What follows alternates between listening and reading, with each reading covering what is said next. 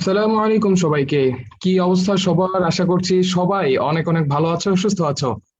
10 minute school এর HSC 2021 crash করছে, তোমাদের সবাইকে আবারও স্বাগত জানাচ্ছি। আজকে আমাদের সাথে আছেন একজন নতুন মুখ, BUET computer science and engineering থেকে ইমরান মোস্তফা ভাইয়া। এবং ভাইয়া আজকে একটা নতুন পদ্ধতিতে ক্লাস নেবেন, সবাই জয়েন করে ফেলো দ্রুত, বন্ধুদেরকে মেনশন দিয়ে ফেলো। আমরা আজকে জাস্ট টাইমে ক্লাস শুরু করার ট্রাই করছি। তো 8টা বেজে গেছে, আমরা ক্লাস শুরু করে দেই। ভাই আসসালামু আলাইকুম। ওয়ালাইকুম আসসালাম। আচ্ছা, তুমি অলরেডি সালাম দিয়ে দিয়েছো, তাও আমি আমার পক্ষ থেকে আসলে সালাম দিয়ে নিই। আসসালামু আলাইকুম। সবাই আশা করছি ভালো আছো। তো যেহেতু তোমাদের এখানে অডিয়েন্স বেশি, তোমরা আসলে অডিয়েন্স বলবো না, আসলে তোমরা শিক্ষার্থী অনেক বেশি সংখ্যা। তো সেক্ষেত্রে আমি প্রথমেই বলবো যে আমরা কিছুক্ষণ ওয়েট করি বা কিছুক্ষণ বেসিক ইন্ট্রোডাকশন কথাবার্তা বলি, দেন আমরা পড়াশোনা শুরু করবো, সো দ্যাট সবাই একদম শুরু থেকে টপিকটা পায়। আমার নাম অলরেডি বলে দিয়েছে। আহ, আমার নাম হচ্ছে ইমরান মুস্তফা। আমি তোমাদের হয়তো আজকে প্রথম ক্লাস নিচ্ছি, বাট এসিপির সাথে বা টেন স্কুলের সাথে আমার রিলেশনটা আরো অনেক আগে থেকে, অলমোস্ট গত বছরের ডিসেম্বর থেকে। সো ওদের সাথে আমি টেন স্কুলের সাথে অনেকগুলো কাজ করছি অলরেডি। আর আশা করছি যে ক্লাস নিতে কোনো ঝামেলা হবে না। তোমাদের অলরেডি অনেক ভালো ভালো টিচাররা আছে, অনেক ভালো ভালো ইনস্ট্রাক্টররা তোমাদের ক্লাস নিয়েছে, তোমরা অনেক এনজয় করেছো এবং তোমাদের ফিডব্যাকও স্কুল নিয়েছে। তো সেই ফিডব্যাকের রেসপেক্টে আসলে এগেইনস্টে ওরা আসলে টিচার গুলো চেঞ্জ করে বা নতুন টিচার আনে, সবকিছু তোমাদের জন্য। ওকে, সো তোমরা যদি জিনিসগুলোকে ভালোভাবে বোঝো বা নিতে পারো, অবভিয়াসলি তোমাদের চয়েসটাকে প্রাধান্য দেওয়া হবে। ওকে, সো আশা করছি আমিও আমার পক্ষ থেকে সর্বোচ্চ চেষ্টা করবো। আজকে প্রথম ক্লাস, আমাদের আজকের আলোচনা হচ্ছে পিরিয়ডিক মোশন বা পর্যায়বৃত্ত গতি। চ্যাপ্টারটি খুবই ছোট একটা চ্যাপ্টার, বাট এই ছোট চ্যাপ্টারেও কিছু ছোট ছোট জিনিস আছে। হ্যাঁ, ছোট ছোট জিনিসকে আমরা ইগনোর করতে পারি না। বড় জিনিসের মাঝে ছোট জিনিস হারিয়ে যায়, বাট ওই ছোট জিনিসের কিন্তু একটা ইম্পর্টেন্স আছে আমাদের লাইফে। ছোট ছোট জিনিস নিয়ে আসলে অনেক বড় কিছু হয়। সো আমরা সবকিছুকে প্রাধান্য দেব, not necessarily just physics, chemistry, math, আমাদের যে যে সাবজেক্ট আছে সবগুলোকে আমরা সমান গুরুত্ব দিয়ে সামনে আগাবো ইনশাআল্লাহ। আমরা যদি চেষ্টা করি, চেষ্টা করলে আসলে উপরওয়ালা তোমাদের একটা না একটা সময় সেটার প্রতিদান ব্যাক করবেই। ওকে, সো যতদিন আমরা পারবো আমরা চেষ্টা করে যাব। আর আমি ক্লাসটা শুরু করতে পারি আই থিংক। আমি দেখি তোমরা কতজন জয়েন করেছো, আমাকে একটু জানালে ভালো হয়। ওরা কতজন আছে, আমি তাহলে ভাবে শুরু করলাম।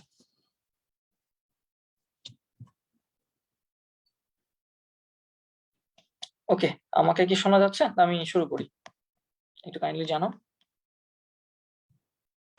জুবাইর? জি ভাইয়া, সবকিছু শোনা যাচ্ছে এবং টার্গেট অডিয়েন্স অলরেডি জয়েন করে ফেলছে, আপনি ক্লাস শুরু করতে পারেন। ওকে, সো বেসিক্যালি আমরা পিরিয়ডিক মোশন বা পর্যায়বৃত্ত গতি নিয়ে আলোচনা করব। পর্যায়বৃত্ত গতিটা আসলে কেমন গতি? এটা এমন একটা গতি যে গতিটা হচ্ছে পর্যায়বৃত্ত ধর্ম মেনটেন করে চলে। এখন পর্যায়বৃত্ত ধর্ম বলতে ভাইয়া কি বুঝি? পর্যায়বৃত্ত ধর্ম আসলে অনেক অনেক রকমের হতে পারে। পর্যায়বৃত্ত বলতে আমরা বোঝাচ্ছি যে সে কোনো কিছু রিপিটেডলি করবে, রাইট?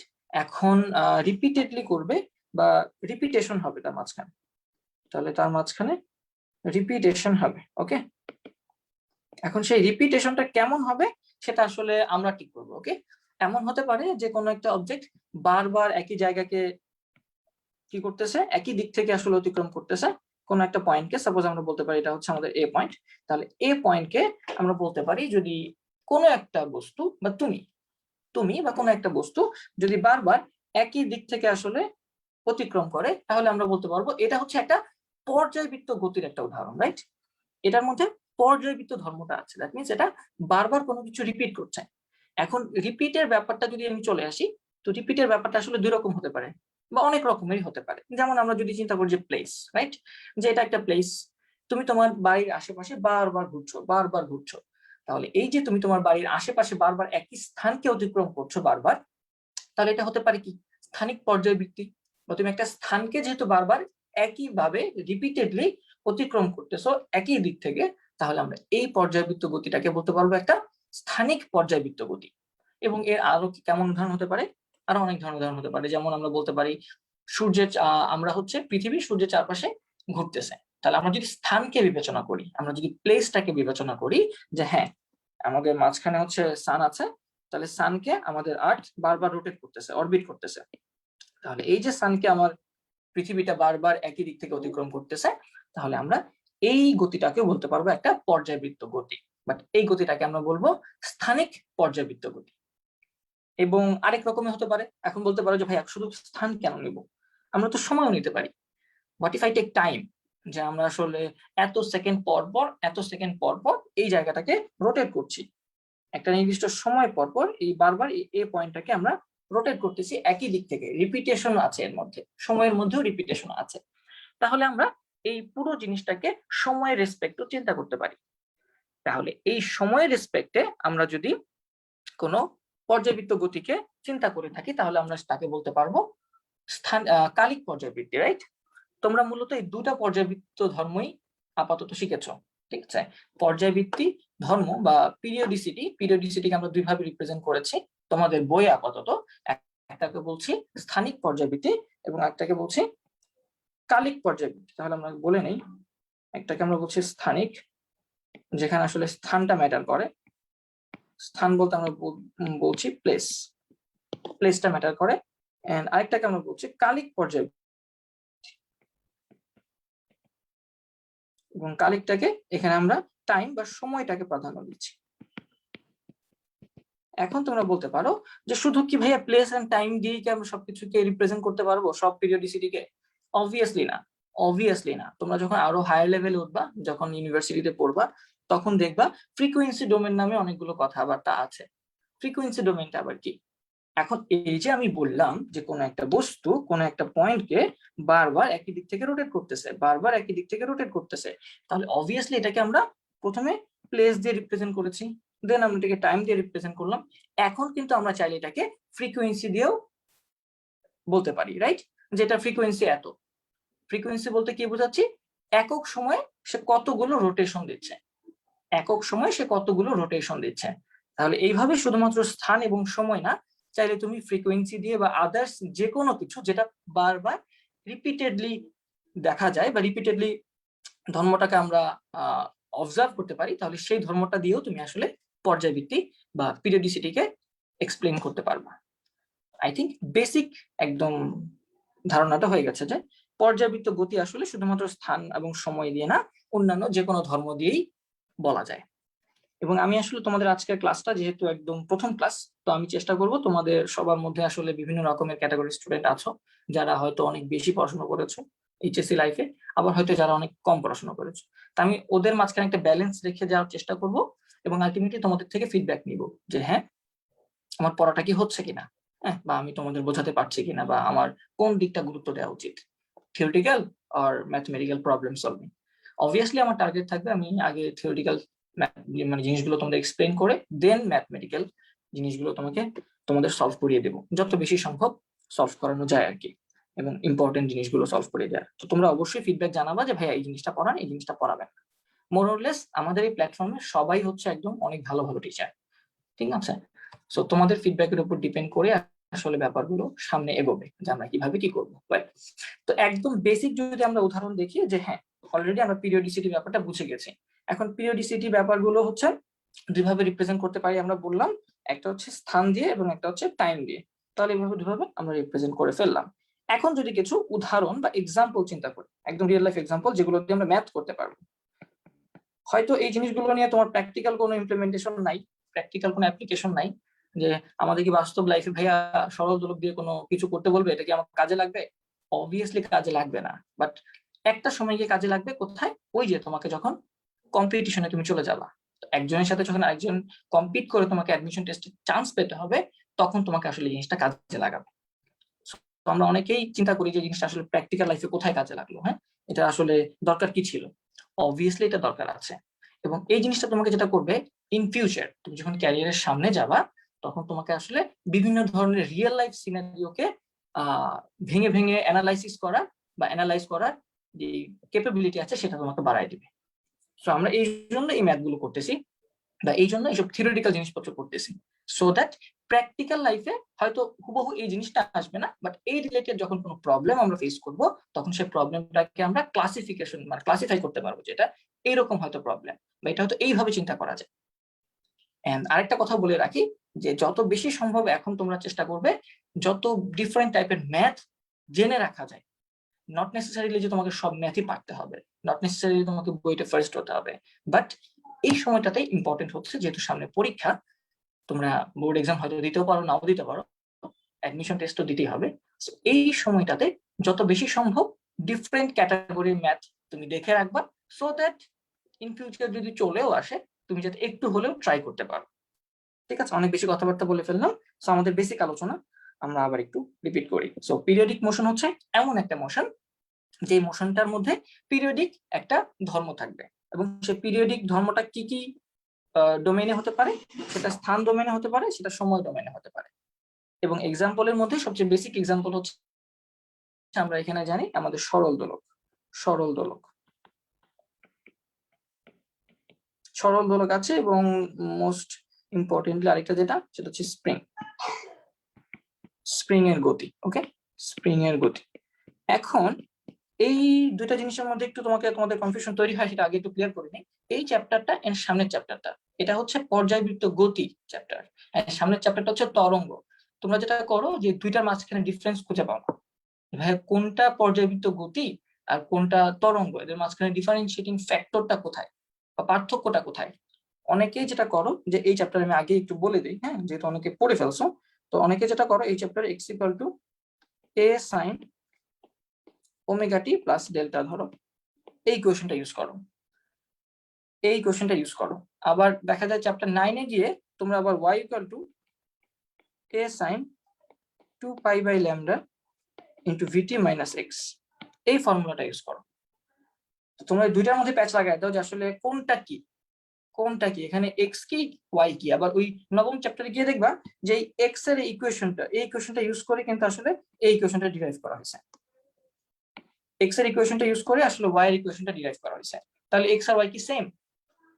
তাহলে এই কনফিউশনটা যাতে আমাদের মাঝখানে না থাকে, এই জন্য আমরা একটু ভালোভাবে শিখবো যাতে এই দুইটার মাঝখানে রিলেট করতে পারি, দুইটা চ্যাপ্টারের মাঝখানে ডিফারেন্সিয়েট করতে পারি কোনটা আসলে কি। এবং তার জন্য আমাদের যেটা করতে হবে, আমরা এখানে এক্স এর জায়গায় এটা এক্স হিসাবে চিন্তা করব না, এটাকে আমরা ওয়াই হিসাবে চিন্তা করব। আমরা এই চ্যাপ্টারে যে ওয়াই আর এক্স আছে, x equal to A sine omega T plus delta তোমরা পড়ো, এখানে এক্স এর জায়গায় ওয়াই চিন্তা করব। কেন ওয়াই চিন্তা করব এই জিনিসগুলো আমরা বলছি। ওকে, তাহলে এখানে আমরা একটা উদাহরণ দেখতে পারি আসলে, যে তোমরা এখানে একটা ছবি দেখতে পাচ্ছ, এখানে একটা বৃত্তাকার গতি দেখানো হয়েছে বা একটা বল দেখানো হচ্ছে, যে বলটা আসলে কি করছে, মুভ করছে, এখানে বৃত্তাকার পথে এইভাবে মুভ করছে, রাইট? এই বলটা এখানে মুভ করতেছে, যার কারণে এখানে একটা রেড লাইন তোমরা দেখতে পাচ্ছ, যে রেড লাইনটা উপরে নিচে ওঠানামা করছে। তাহলে এখানে আসলে কি বোঝানো হচ্ছে বা কি বোঝানোর চেষ্টা করা হচ্ছে? মূলত আমরা যেটা বলি যে আমাদের পুকুরে যখন আমরা ঢিল ছুড়ি তখন অবভিয়াসলি সেখানে একটা ওয়েভ তৈরি হয়। পুকুরে যখন আমরা ঢিল ছুড়বো, মানে পানিতে ঢিল ছুড়বো, তখন সেখানে একটা ঢেউ তৈরি হবে, ঢেউ মানে ওয়েভ। তো সেই ওয়েভটা আসলে কিভাবে তৈরি হচ্ছে, আমরা যদি ওয়েভের উপর কোন একটা পয়েন্ট চিন্তা করি, পানির উপরে, যে পয়েন্টটা আসলে কি করে, এই ওয়েভের কারণে উপরে নিচে ওঠানামা করে। আবার খেয়াল করো, তরঙ্গের সমীকরণে বা সংজ্ঞায় তোমরা পড়েছিলা যে মাধ্যমের কণাগুলো স্থানান্তরিত হয় না, বাট শক্তিটাই স্থানান্তরিত হয় এক জায়গা থেকে আরেক জায়গায়, তাকে তরঙ্গ বলে। মাধ্যমের কণার পর্যায়বৃত্ত আন্দোলনের ফলে মাধ্যমের কণাগুলা স্থানান্তরিত হয় না, নড়ে না চড়ে না, মানে সে জায়গা চেঞ্জ করে না। দ্যাট মিনস এই যে তোমার কণাটা ছিল পানির উপরে, সে কি করবে, একবার উপরে যাবে একবার নিচে যাবে, একবার উপরে যাবে একবার নিচে যাবে, সে উপরে নিচে কম্পিত হবে, কিন্তু সে ডানে বা বামে যাবে না। এই রেড কালার লাইন অংশটা বা কণাটা, পানির উপরে কণাটা, সে ডানেও যাবে না সে বামেও যাবে না, সে তার জায়গায় উপরে নিচে কম্পিত হবে। তাহলে মাধ্যমের কণার এই রেড কালার ফোঁটাটা হচ্ছে একটা মাধ্যমের কণা, পানি। মাধ্যমের কণাটা জায়গায় স্থানান্তর না করে, জায়গা চেঞ্জ না করে উপরে নিচে কম্পিত হবে, এবং এই কম্পিত হওয়াকে বলা হচ্ছে পর্যায়বৃত্ত গতি, পর্যায়বৃত্ত কম্পন। এবং এই পর্যায়বৃত্ত কম্পনের ফলে তুমি একটা তরঙ্গের সৃষ্টি হয়। তাহলে আগে পর্যায়বৃত্ত গতি আসবে, তার উপর বেস করে আমাদের ওয়েভ তৈরি হবে। ওয়েভটা কিন্তু আগে না, ঠিক আছে? তাহলে আগে আমরা পর্যায়বৃত্ত গতি নিয়েই আজকে এই চ্যাপ্টারে আলোচনা করছি।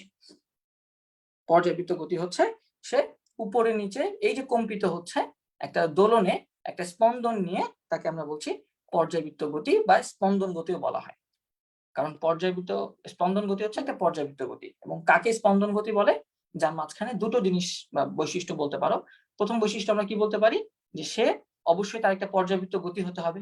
এবং পর্যায়বৃত্ত বলতে আমি বোঝাচ্ছি তার একটা নির্দিষ্ট সময় পর পর একই জিনিস রিপিটেড থাকতে হবে। তাহলে এই যে মাধ্যমের কণাটা, সে উপরে নিচে বারবার একটা নির্দিষ্ট সময় পর পর কি করতেছিল, ওঠানামা করতেছিল। যেমন এই রেড কালার ফোঁটাটা তোমরা দেখতে পাচ্ছ, একবার উপরে উঠতেছে, একবার নিচে নামতেছে, উপরে উঠতেছে, নিচে নামতেছে। তাহলে এটা একটা পর্যায়বৃত্ত গতি, ঠিক আছে? রেড কালার যে ফোঁটাটা, এটা হচ্ছে একটা পর্যায়বৃত্ত গতি। এবং এই পর্যায়বৃত্ত গতির ক্ষেত্রে যখন আমরা ইকুয়েশন বের করব, সমীকরণ বের করব, এবং সেই সমীকরণটা আমরা এখন থেকেই এই চ্যাপ্টার থেকেই এক্স না চিন্তা করে ওয়াই চিন্তা করব। এবং আমরা বলবো x equal to A sine theta, বা এটাকে তোমরা ক্যাপিটাল এ সাইন থিটা বলে থাকো। যেখানে এক্সটা কি আমরা বললাম, এক্স আমরা শিখবো না, তোমাদের বইয়ে এক্স আছে, বাট আমরা এখন থেকে এখানে ওয়াই হিসেবে চিন্তা করবো। তাহলে আমরা এটাকে বলবো y equal to A sine theta. এবং এই এ সাইন থিটা কিভাবে আসছে তোমরা অলরেডি জানো, বাট তাও জাস্ট ছোট করে একটু যদি আমরা এক্সপ্লেন করার চেষ্টা করি, এই বৃত্তাকার গতিটাকে আমরা যদি দেখি এখানে, এবং আমি বলেছি সবকিছু আমরা উপরে নিচে ওয়াই অ্যাক্সিসে চিন্তা করবো, এই জন্য এখানে আসলে ওয়াই দেওয়া হয়েছে। এই পর্যায়বৃত্ত গতি সম্পন্ন যে কণাটা আছে, লাল কণাটা, সেটা উপরে নিচে কম্পিত হচ্ছে। তাহলে আমি চিন্তা করতে পারি সাম্যাবস্থা থেকে সে উপরে কতটুকু উঠলো, নিচে কতটুকু উঠলো। এই উপরে কতটুকু উঠলো, নিচে কতটুকু নামলো, এটাকে আমরা সরণ বলছি। এবং এই সরণটা যেহেতু ওয়াই অ্যাক্সিসে হয়েছে, এই জন্য আমরা ওয়াই দিয়ে আসলে তার সরণটাকে বের করার চেষ্টা করব। এবং তোমরা সবাই আসলে জানো যে সর্বোচ্চ যতটুকু দূরত্ব অতিক্রম করে একটা সরলছন্দের স্পন্দন সম্পন্ন কণা, সর্বোচ্চ যে দূরত্ব অতিক্রম করে তাকে আমরা কি বলি, বিস্তার বলি। জাস্ট লাইক এই ছবির মধ্যে এই অংশটা হচ্ছে তার বিস্তার, নিচের এই অংশটা হচ্ছে তার বিস্তার। এই বৃত্তাকার গতির মধ্যে এই অংশটা হচ্ছে তার বিস্তার, এই অংশটা হচ্ছে তার বিস্তার, এই অংশটা হচ্ছে তার বিস্তার। এই প্রতিটা অংশ হচ্ছে তার বিস্তার। সে সর্বোচ্চ কতটুকু দূরত্ব অতিক্রম করতে পারে, ঠিক আছে? তাহলে আমরা বলতে পারি যে এটা যদি তার বিস্তার হয়, এটা এ, বা আমরা এখানে এইভাবে চিন্তা করতে পারি, এটা হচ্ছে তার এ দূরত্ব। এবং আমরা ওয়াই অক্ষে প্রজেকশন নিব, আমরা এক্স অক্ষে প্রজেকশন নিব না। প্রজেকশন বলতে কি বুঝি? প্রজেকশন বলতে আসলে কিছুই না, এই যে সে ওয়াই অক্ষে কতটুকু দূরত্ব অতিক্রম করলো, এইটাই হচ্ছে আমার ওয়াই। আই থিঙ্ক তোমরা এখন বুঝতে পেরেছো যে আমরা কেন এখানে ওয়াই নিচ্ছি, কেন এক্স নিচ্ছি না। কারণ নর্মালি পরের চ্যাপ্টারের সাথে যাতে এখানে মানে কনফিউজ না হয়ে যায় আমরা কোনটা ওয়াই কোনটা এক্স। আমরা এক্স অক্ষ বরাবর দূরত্বকে এক্স নিব, ওয়াই অক্ষ বরাবর দূরত্বকে ওয়াই নিব। যেহেতু এই কণাটা ওয়াই অক্ষে কম্পিত হচ্ছে বা হচ্ছিল, এই জন্য আমরা সরণটাকে ওয়াই অক্ষে ওয়াই হিসাবে চিন্তা করব। এবং ওয়াই হিসাবে চিন্তা করলে আলটিমেটলি বাকি ব্যাপারটা তোমরা নিজেরাই বুঝবা। যদি এটা থিটা হয়, এটা যদি থিটা হয়, তাহলে তোমরা এই ট্রায়াঙ্গেলের মধ্যে বলতে পারো এটা থিটা, এবং এটা থিটা হলে ওয়াই যদি বের করতে বলা হয়, তাহলে কি বের করতে পারবো আমরা? আমরা জানি সাইন থিটা ইকুয়ালস টু কত? সাইন থিটা ইকুয়ালস টু ভূমি বাই অতিভুজ, নাকি লম্ব বাই অতিভুজ? সাইন থিটা ইকুয়ালস টু লম্ব বাই অতিভুজ। তাহলে আমরা বলতে পারবো এটা হচ্ছে আমার কত, কিভাবে বলা যায় বলো? এটা হচ্ছে লম্ব আর এটা হচ্ছে অতিভুজ। তোমরা নিজেরাই বলতে পারছো এটা হচ্ছে আমাদের লম্ব এবং এটা হচ্ছে অতিভুজ। এবং লম্ব অতিভুজ বের করার জন্য কিন্তু একটা ই আছে, যে আমরা কোনটাকে লম্ব হিসেবে চিন্তা করবো। আমরা জানি থিটা এর অপোজিট অ্যাঙ্গেল, মানে থিটা এর অপোজিট বাহু হচ্ছে লম্ব অলওয়েজ। এখানে থিটা কোনটা একটু খেয়াল করে দেখো, আমি এটাকে যদি একটু মুছে দিই, এই ট্রায়াঙ্গেলের মধ্যে থিটা কোনটা? তোমরা ক্লিয়ারলি দেখতে পাচ্ছ এখানে থিটা হচ্ছে এটা, এটা হচ্ছে থিটা। তাহলে এটা যদি থিটা হয়, তাহলে আমি বলতে পারবো থিটা এর অপোজিট অ্যাঙ্গেল এটা থিটা, থিটা এর অপোজিট যে বাহু সেটা হচ্ছে আমার লম্ব। এবং এটা হচ্ছে অতিভুজ, থিটার সাথে যেটা থাকে সেটা হচ্ছে অতিভুজ। তাহলে ওয়াই ইকুয়ালস টু আমরা বলতে পারবো, বা সাইন থিটা ইকুয়ালস টু আমরা বলতে পারবো ওয়াই বাই অতিভুজ। দ্যাট মিন্স অতিভুজটা কত? অতিভুজটা হচ্ছে এখানে এ, অতিভুজটা হচ্ছে এখানে এ কোনটা? এ হচ্ছে এই যে এটা, এটা হচ্ছে অতিভুজ। তাহলে আমরা এখান থেকে ইজিলি ওয়াই এর ইকুয়েশনটা নিয়ে আসতে পারি, y equals to A sine theta. এবং তোমরা অলরেডি জানো যে আমরা যখন কৌণিক বেগ চিন্তা করি, তাহলে আমরা কি করি? কৌণিক বেগ omega equals to theta by T. So এখান থেকে আসলে theta is equals to omega T বলা যায়। সো আমরা আসলে এখানে বলতে পারি এ সাইন ওমেগা টি। তাহলে এখন থেকে যেহেতু সরল স্পন্দন সম্পন্ন কণা নরমালি ওয়েভ তৈরি করার সময় উপরে নিচে ওয়াই অক্ষে কম্পিত হয়, এই জন্য আমরা সরল ছন্দিত গতি সম্পন্ন কোন কণার যখন সরণ বের করব তখন আমরা এটাকে ওয়াই দিয়ে রিপ্রেজেন্ট করব, নট এক্স। তাহলেই সামনের চ্যাপ্টারের সাথে এটা আর আমাদের কোলাইড করবে না, ঠিক আছে? ওকে, সো আমরা আই থিঙ্ক সরণের ব্যাপারটা ক্লিয়ার হয়ে গেছে, কেন সরণ ওয়াই দিয়ে নিচ্ছি। এখন আরেকটা ব্যাপার বলতে পারো যে ভাইয়া আমরা এই সরল দোলন গতি, যেমন আপনি বললেন যে একটা সরল দোলকের গতি হতে পারে সরল দোলন গতি, সরল দোলকের গতি হতে পারে সরল দোলন গতি। এটা হচ্ছে আমরা একটা সরল দোলক, এটা অবভিয়াসলি সে এই পাশে যাবে এবং সেই পাশে কম্পিত হবে, তিনটা পজিশন, রাইট? তিনটা পজিশনে সে তিন ভাবে কম্পিত হবে বা এভাবে এভাবে রোটেট করতে থাকবে, এইভাবে এভাবে সে রোটেট করতে থাকবে, এখান থেকে এখানে, এখান থেকে এখানে, এখান থেকে এখানে এবং আলটিমেটলি আবার এখান থেকে এখানে। এবং সে দেখতে পাচ্ছি যে একটা সম্পূর্ণ পর্যায় বলতে আমি কি বলতেছি আবার পিরিয়ডিসিটি, এবং এখানে পিরিয়ডিসিটি ধর্মটা কি নিতে পারি আমি, সময়। একটা নির্দিষ্ট সময় পর পর সে বারবার একই জায়গাকে রোটেট করতেছে, একই জায়গাকে একই দিক থেকে অতিক্রম করছে। আবার আমরা যেটা বললাম স্প্রিং এর গতি, স্প্রিং এর গতিটাকে আমরা কি বলছি, একটা সরল দোলন গতি। এখন তোমাদের মাঝখানে কোশ্চেন আসতে পারে যে ভাইয়া স্প্রিংকে যখন আমি সংকুচিত করে ছেড়ে দিচ্ছি তখন সে কি করছে, এইভাবে উপরে নিচে কম্পিত হচ্ছে, উপরে নিচে কম্পিত হচ্ছে। তাহলে উপরে নিচে কম্পিত হলে এটা তো একটা রৈখিক গতি বলতে পারেন ভাইয়া, এটা তো একটা রৈখিক গতি। আপনি রৈখিক গতিকে কেন আপনি সাইন দিয়ে রিপ্রেজেন্ট করেছেন, y equal to a sin omega T. আপনি রৈখিক গতিকে কেন a sin ওমেগা টি দিয়ে রিপ্রেজেন্ট করেছেন? একটা ম্যাথমেটিক্যাল এক্সপ্লেনেশন আমি অলরেডি দিয়ে আসছি, ঠিক আছে? একটা ম্যাথমেটিক্যাল এক্সপ্রেশন মানে এক্সপ্লেনেশন অলরেডি দিয়ে আসছি, আগে উপর নিচে দিয়ে আসছি যে কেন এখানে আমরা y দিয়ে এটা বের করতে পারছি। আর আরেকটা एग्जांपल যদি আমি দেওয়ার চেষ্টা করি, আমার সাম্যাবস্থান এই বিন্দুতে বা স্প্রিং এর ক্ষেত্রে সাম্যাবস্থান হচ্ছে কোন বিন্দুটা, অবভিয়াসলি মাঝখানের বিন্দুটা, এটা হচ্ছে আমার সাম্যাবস্থান। কারণ সে কি করছে, বারবার এই বিন্দুটাকে উপরের থেকে নিচের দিকে আবার নিচে থেকে উপরের দিকে ওঠানামা করছে না, এই বিন্দুটাকে বা এই অবস্থানটাকে সে বারবার হয়তো উপর থেকে নিচে একবার, আবার নিচে থেকে উপরে, আবার উপর থেকে নিচে, আবার নিচ থেকে উপরে, বারবার একই জায়গা থেকে রোটেট করতেছে। আবার যখন সে থেমে গিয়েছিল তখন আসলে সে এখানে স্থির হয়ে থেমে যায়, রাইট? তাহলে এই অবস্থানটাকে আমরা বলছি সাম্যাবস্থান। তাহলে সাম্যাবস্থান থেকে তার গতিটা যদি আমি চিন্তা করি তাহলে আমি কি দেখতে পাই, আমি দেখতে পাই যে সে হয়তো সংকোচনের সময় সর্বোচ্চ একটা দূরত্ব সে সংকুচিত হয়, আবার প্রসারণের সময় সে নিচের দিকে সর্বোচ্চ একটা দূরত্ব হয়তো সে প্রসারিত হয়। তাহলে উপরে এবং নিচে সে একটা ম্যাক্সিমাম দূরত্ব অতিক্রম করছে। এই স্প্রিংটা উপরে এ দূরত্ব এবং নিচেও এ দূরত্ব অতিক্রম করছে ম্যাক্সিমাম, এবং মিনিমাম হচ্ছে কি যে হয়তো ওই যে আস্তে আস্তে বাড়বে, বেড়ে বেড়ে বেড়ে বেড়ে এই যে দূরত্বটা এটা ম্যাক্সিমাম এ হয়ে যাবে এবং আবার আস্তে আস্তে কমতে কমতে কমতে কমতে জিরো হবে, জিরো থেকে আবার বিপরীত দিকে আমরা দেখতে পাচ্ছি ম্যাক্সিমাম এ হবে এবং সেখান থেকে কমতে কমতে কমতে কমতে আবার জিরো হবে। তাহলে এই যে সরণের একটা ধর্ম আমি পাচ্ছি, সে একবার ধীরে ধীরে বাড়তেছে, বেড়ে বেড়ে ম্যাক্সিমাম হয়ে আবার কমে কমে জিরো হয়ে যাচ্ছে, দেন বিপরীত দিকে আবার বেড়ে বেড়ে ম্যাক্সিমাম হয়ে আবার কমে কমে কমে শূন্য হয়ে যাচ্ছে। তাহলে একটু খেয়াল করো তো, এই যে ধর্মটা আছে, একবার বাড়ে জিরো হয়ে যায়, কমে ম্যাক্সিমাম হয়ে আবার জিরো হয়ে যায়, এই ধর্মটা কোন ফাংশন দিয়ে তুমি রিপ্রেজেন্ট করতে পারো?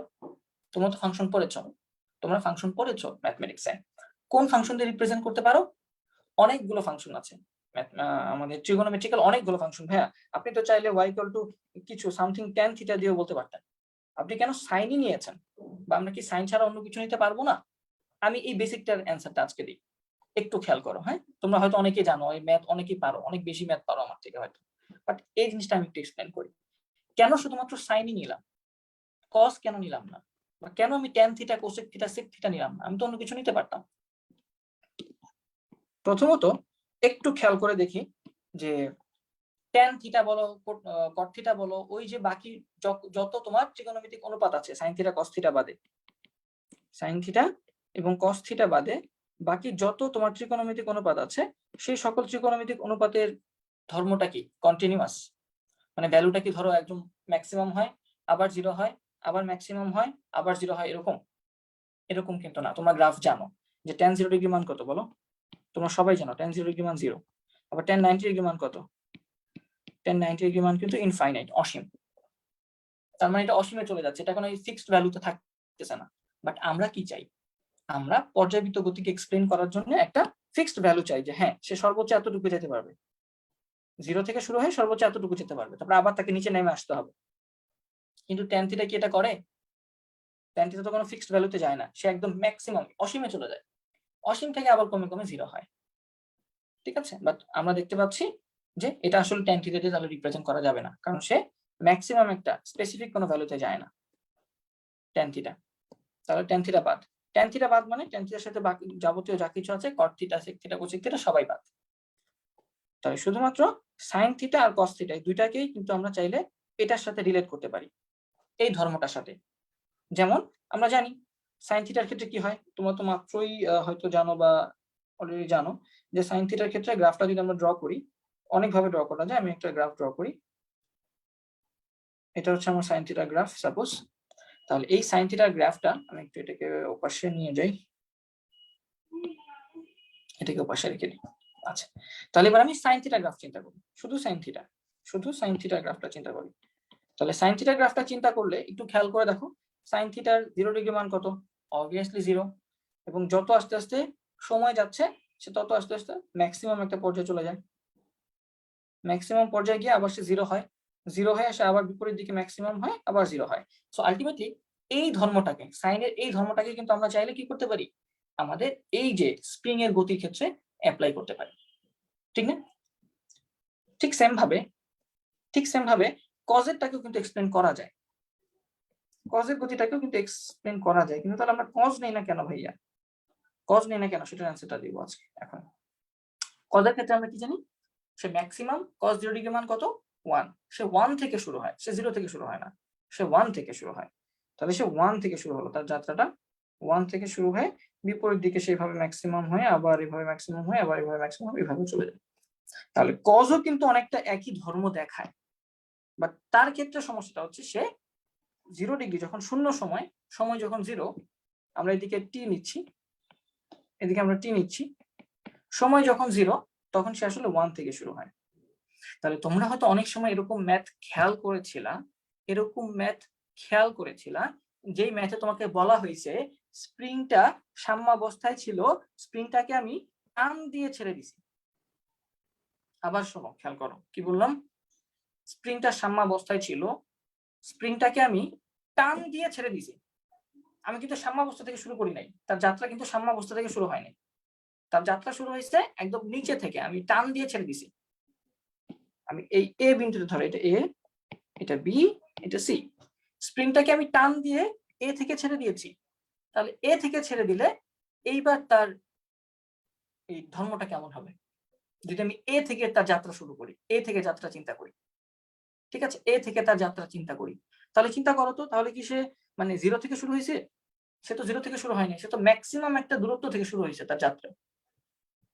তাহলে ম্যাক্সিমাম একটা দূরত্ব থেকে যখন তার যাত্রাটা শুরু হবে, তখন তার পর্যাবৃত্ত ধর্মটা এক্সপ্লেন করি। আমি জাস্ট আজকে বেশি কিছু পড়াবো না, আমি জাস্ট ক্লিয়ার করি ধারণাটা। একটু শোনো, অনেকে হয়তো যারা প্রথম থেকে শুনছো তারা বুঝতে পারবো। হ্যাঁ, আবার বলি, তাহলে সাম্যাবস্থা থেকে সবসময় চিন্তা করা হয় যে যাত্রা শুরু হয়, বাট হোয়াট ইফ আমার যাত্রাটা সাম্যাবস্থা থেকে শুরু হচ্ছে না, আমি তাকে টান দিয়ে এই বিন্দু থেকে ছেড়ে দিলাম, এ থেকে তার ধর্মটা পর্যাবৃত্ত হচ্ছে। তাহলে এ থেকে যখন চিন্তা করব, তখন আমি তার পিরিয়ডিসিটি ধর্মটা, পর্যাবৃত্ত ধর্মটা কোন ফাংশন দিয়ে রিপ্রেজেন্ট করতে পারবো? এটা কি কস দিয়ে রিপ্রেজেন্ট করা যায় না? কারণ দেখো তো, এখান থেকে যেহেতু তার যাত্রা শুরু হয়েছে এ বিন্দু থেকে, তাহলে টি ইকুয়াল টু 0 সময়ে তার সরণ কত? এ না? সে একদম ম্যাক্সিমাম পর্যায় থেকে শুরু করছে না, ম্যাক্সিমাম দূরত্ব থেকে। তারপরে না হয় তার দূরত্ব কমতে কমতে 0 হয়েছে, তারপরে আবার ওটা দিকে গেছে, আবার এখান থেকে 0 আসছে। তাহলে এই যে ধর্মটা, এই ধর্মটাকে আমরা কিন্তু cos থিটা দিয়ে রিপ্রেজেন্ট করতে পারি, এবং এই ধর্মটাও কি আসলে একটা পর্যায়বৃত্ত ধর্ম। তাহলে শুধুমাত্র sin থিটা দিয়ে রিপ্রেজেন্ট করা যাবে পর্যাবৃত্ত ধর্মের সরণ বা পর্যাবৃত্ত গতিসম্পন্ন কণার সরণ, সেটা ভুল ধারণা। আমি চাইলে y ইকুয়াল টু যেটা লিখতে পারি a cos ওমেগা t, এটাও লিখতে পারি। এই দুইটার মাঝখানে বেসিক পার্থক্যটা একটু খেয়াল করে বুঝো তোমরা। এই দুইটার মাঝখানে বেসিক পার্থক্যটা একটু খেয়াল করে বুঝো। আচ্ছা, সবাই অনেক কমেন্ট করছো। সো এটা কোন টপিক পড়াচ্ছে ভাইয়া? ভাইয়া আসলে পর্যায়বৃত্ত গতি পড়াচ্ছি, বেসিক কনসেপ্টটা ক্লিয়ার করছি। সামনে ম্যাথ সবাই পারবা, y = sin ওমেগা t দিয়ে ম্যাথ করতে দিলে সবাই পারবা। এখন ভি বের করো, সবাই পারবা, ওমেগা বের করো, সবাই পারবা। বাট এই যে বেসিক কনসেপ্টটা, কেন আমরা এটাকে সাইন দিয়ে রিপ্রেজেন্ট করি, কেন আমরা এটাকে কস দিয়ে রিপ্রেজেন্ট করি না? আবার কিছু কিছু ম্যাথ, তোমাদের ইসা স্যারের বই একটা ম্যাথ আছে দেখবা, সময় দিয়ে একটা ম্যাথ, আমি এখনই দেখাবো। ওইখানে কেন জিনিসটাকে চেঞ্জ করে টাইমটাকে চেঞ্জ করা হয়েছে ওটাও বলবো। জাস্ট একটু ধৈর্য ধরো। একজন বলছো ভাইয়া এখানে থেটা কোনটা, প্লিজ একটু বলেন। অবভিয়াসলি বলবো। মূলত প্রথম কথা হচ্ছে পর্যায়বৃত্ত গতির ক্ষেত্রে এই যে সরল দোলন গতি, স্প্রিং এর গতি, এখানে কিন্তু থিটা নাই। এখানে কোনো থিটা নাই। এখানে তুমি থিটা দেখতে পাচ্ছ চোখে? থিটা কিন্তু দেখতে পাচ্ছ না। বাট এই গতিটাকেই তুমি যদি একটা বৃত্তাকার গতির সাথে তুলনা করো, তখন তুমি থিটা পাবা। আবারও বলি, এইখানে কোনো থিটা নাই, এইখানে কোনো থিটা নাই। তুমি থিটা দেখতে পাচ্ছ না, তো সে উপরে নিচে উঠতেছে, এটার মধ্যে আবার থিটা কই? এখানে থিটা নেই। থিটা কোথায় আছে? যদি আমরা এই সরল দোলকের গতি এবং স্প্রিং এর গতিটাকে একটা বৃত্তাকার গতি হিসেবে চিন্তা করি, এই যে ছবির মধ্যে একটা বৃত্তাকার গতি হিসেবে চিন্তা করি, তখন এর মধ্যে একটা থিটা আসবে। এবং এই থিটাটা কোনটা? এই যে দেখো থিটা। ঠিক আছে, আমরা জাস্ট গতি নিয়ে আলোচনা করছি, আমরা স্পেসিফিক কোনো কিছু নিয়ে আলোচনা করছি না। আমরা দেখছি পর্যায়বৃত্ত গতিটা কেমন। পর্যায়বৃত্ত গতিটা হচ্ছে স্প্রিং এর গতি একটা পর্যায়বৃত্ত গতি, সরল দোলকের গতি একটা পর্যায়বৃত্ত গতি, এবং এই পর্যায়বৃত্ত গতিকে আমরা চাইলে বৃত্তাকার গতি হিসেবেও রিপ্রেজেন্ট করতে পারি। বৃত্তাকার গতি হিসেবে রিপ্রেজেন্ট করতে পারি। যখন আমি তাকে বৃত্তাকার গতি হিসেবে চিন্তা করব, তখন সেখানে থিটা আসবে। এবং আমি যদি ওই কেসগুলো চিন্তা করি যে ভাইয়া তাহলে যখন আমার স্প্রিংটা সবচেয়ে সংকুচিত অবস্থায় থাকবে, তখন কেমন হবে একটু খেয়াল করে। যে এখানে স্প্রিং এর গতিও দেয়া আছে, এই যে এখানে স্প্রিং এর গতিটা আমি নিয়ে আসছি। যেমন স্প্রিং এর সাম্য অবস্থা কোনটা হতে পারে? এই যে এই পজিশনটা তার সাম্য অবস্থা হতে পারে, এই পজিশনটা তার সাম্য অবস্থা হতে পারে। তাহলে স্প্রিংটা যখন সবচেয়ে নিচের দিকে নেমে যাচ্ছে, তখন তার সরণ কতটুকু? তখন তার সরণ হচ্ছে, রেড কালার লাইন দিয়ে বোঝাই, এই যে এটা হচ্ছে তার সরণ এ। তাহলে যদি স্প্রিংটাকে এখান থেকে ছেড়ে দেওয়া হয়, নিচের থেকে ছেড়ে দেওয়া হয়, যে আমি এখান থেকে ছেড়ে দিলাম স্প্রিংটা, তাহলে এবার স্প্রিং এর গতি একটা সূত্র লিখো, স্প্রিং এর সরণের জন্য একটা সমীকরণ তুমি লিখো। তাহলে আমি কি করবো? এখানে y = a cos omega t দিয়ে রিপ্রেজেন্ট করবো। আবার যদি বলা হয় যে না, তুমি এই বিন্দুতে এখান থেকে তুমি যাত্রা চিন্তা করতে পারবা না, তোমার চিন্তা করতে হবে সাম্য অবস্থা থেকে, তোমার যাত্রাটা চিন্তা করতে হবে সাম্য অবস্থা থেকে, একদম মূল বিন্দুতে, মানে তার বেসিক অবস্থান থেকে, এখান থেকে যাত্রা চিন্তা করো যে একবার বাড়তেছে কমতেছে, বাড়তেছে কমতেছে। তাহলে কি হবে? তাহলে ইকুয়েশনটা হবে y = a sin omega t। আবার তুমি চাইলে দুইটাকেও একইভাবে এই sin t দিয়ে রিপ্রেজেন্ট করতে পারো। কিভাবে? এই এক্সপ্লেনেশনটা ক্লিয়ার করো। আজকে বেশি কিছু পড়াবো না, জাস্ট এই এক্সপ্লেনেশনটা ক্লিয়ার করো। a sin omega t plus delta, এটা তো নাম শুনছো তোমরা। আমরা অনেক সময় a sin ওমেগা t না বলে a sin omega t plus delta বলি। তাহলে সেই ডেল্টার কাজটা কি? সেই ডেল্টার কাজ হচ্ছে আদি দশা বোঝানো। ডেল্টার কাজ হচ্ছে আদি দশা। আদি দশা মানে কি? t = 0 সময়ে তার অ্যাঙ্গেলটা কত ছিল সেটা। তাহলে হিয়ার আমরা বলতে পারি ডেল্টা ইজ আদি দশা। আদি দশা মানে হচ্ছে t = 0 সময়ে অ্যাঙ্গেল বা থিটা। তাহলে একটু খেয়াল করো, যদি এই স্প্রিংটাকে আমি নিচের দিকে টেনে ছেড়ে দেই, এই বিন্দুতে টেনে ছেড়ে দেই, এই বিন্দু থেকে চিন্তা করি, এই বিন্দু থেকে তার পর্যায়বৃত্ত গতিটা চিন্তা করি, তাহলে তার আদি দশা কত? আমি আবার কোশ্চেনটা করি, কেউ অ্যান্সার দিতে পারো কিনা আমি একটু খেয়াল করে দেখি। আমি এটা এ বিন্দু বললাম, এটা বি বিন্দু, এবং এটা হচ্ছে সি বিন্দু। এ বিন্দু থেকে ছেড়ে দিলে আদি দশা কত? আদি দশা কত? সবাই একটু আমাকে এই কোশ্চেনটা অ্যান্সার দাও। স্প্রিং এর ক্ষেত্রে আমি যদি স্প্রিংটাকে নিচের দিকে টেনে এ বিন্দু থেকে ছেড়ে দেই, তাহলে তার আদি দশা ডেল্টার মান কত, এটা একটু আমাকে কেউ অ্যান্সার দিয়ে বলো।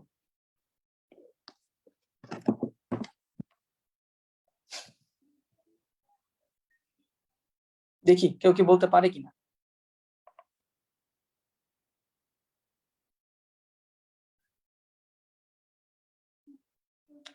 কেউ কি বলতে পারে কিনা একটু দেখি। আর আমি যেটা করব, সেটা হচ্ছে আমি আমাদের ক্লাসের এখানে হয়তো যদি আমার পিডিএফটা দেওয়া যায়, আমি হয়তো পিডিএফটা আমার এটা দিয়ে দিব, দেন এটা টাইপ হয়তো পরে আসবে। সো যাতে তোমরা মিস না করো, সময় যাতে লস না হয়, আমি এই পিডিএফটাই তোমাদের এক্সপোর্ট করে দিয়ে দিব এখানে কমেন্টের এই তোমাদের এই এখানে।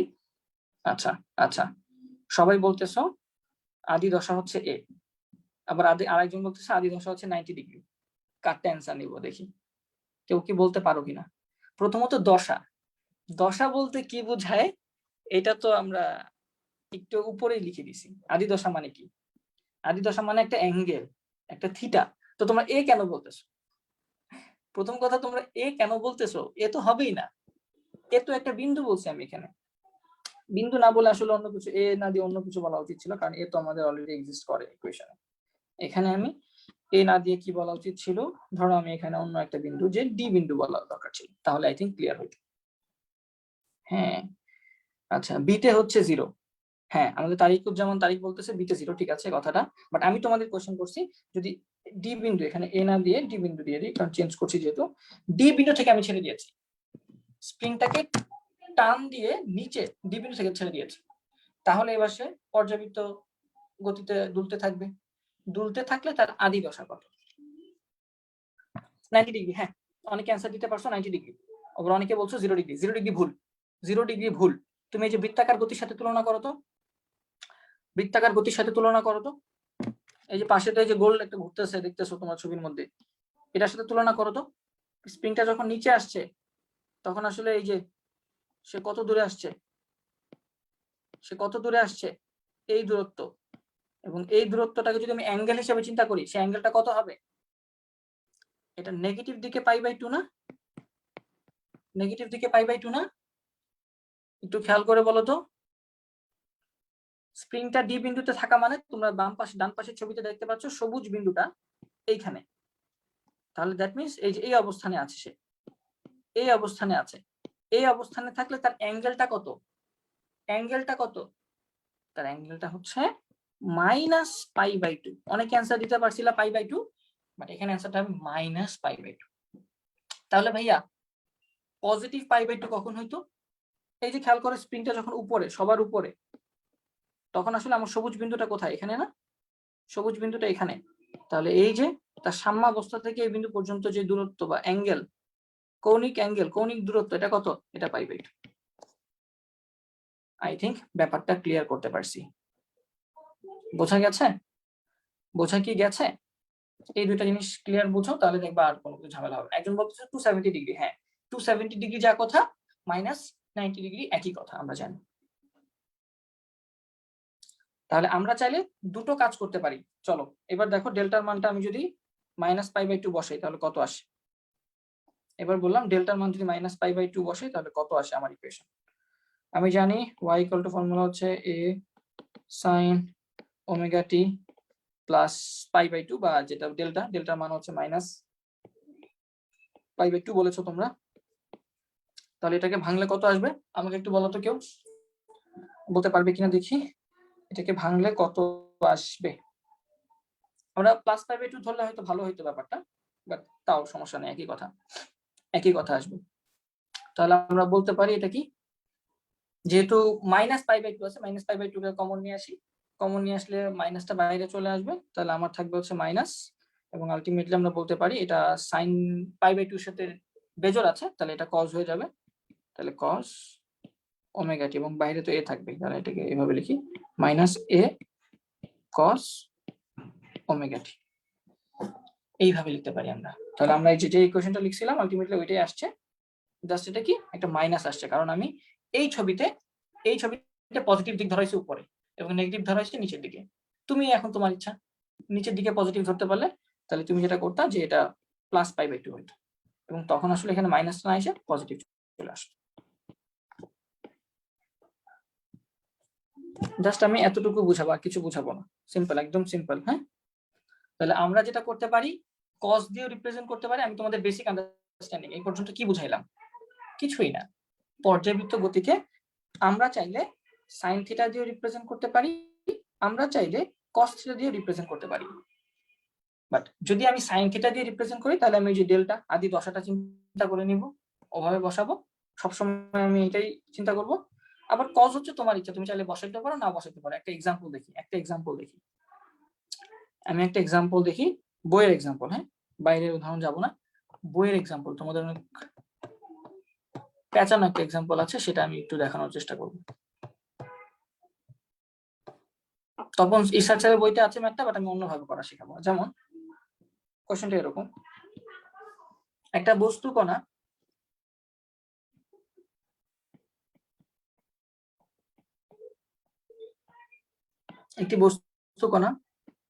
তার দোলন সীমার শেষ প্রান্ত হতে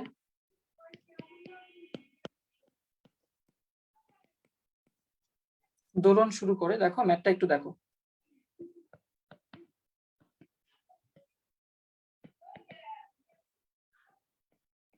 আমি হচ্ছে তোমাদের বেশি বেসিক বুঝাই ফেলতেছি না। হ্যাঁ, বেশি বেসিক বুঝাই ফেলতেছি, বাট আমি আমি মনে করি এটা বোঝা দরকার। বাকি ম্যাথ সবাই পারবা, বাট এটা বুঝতেই সমস্যা হবে সবার। ইভেন অ্যাডমিশনের সময় গিয়ে দেখি পোলাপেন এটা বুঝে না, বাচ্চারা এটা বুঝে না।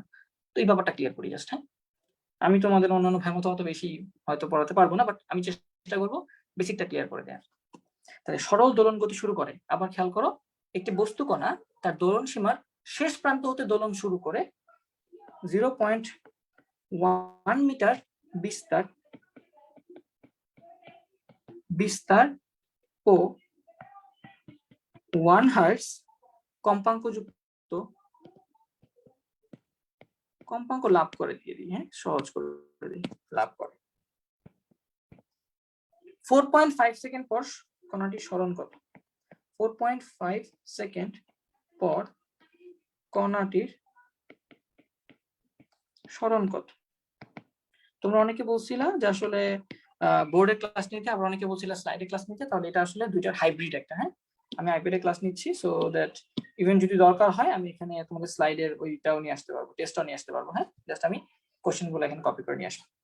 সো দেখো একটু, একটি বস্তু কণা তার দোলন সীমার শেষ প্রান্ত হতে দোলন শুরু করে 0.1 মিটার বিস্তার ও 1 হার্টজ কম্পাঙ্ক লাভ করে। আমি তোমাদের বইয়ের সলিউশনটা আগে যদি একটু বলি, দেখো তাহলে বেসিকটা ক্লিয়ার হয়ে যাবে আসলে ঝামেলাটা কোথায়।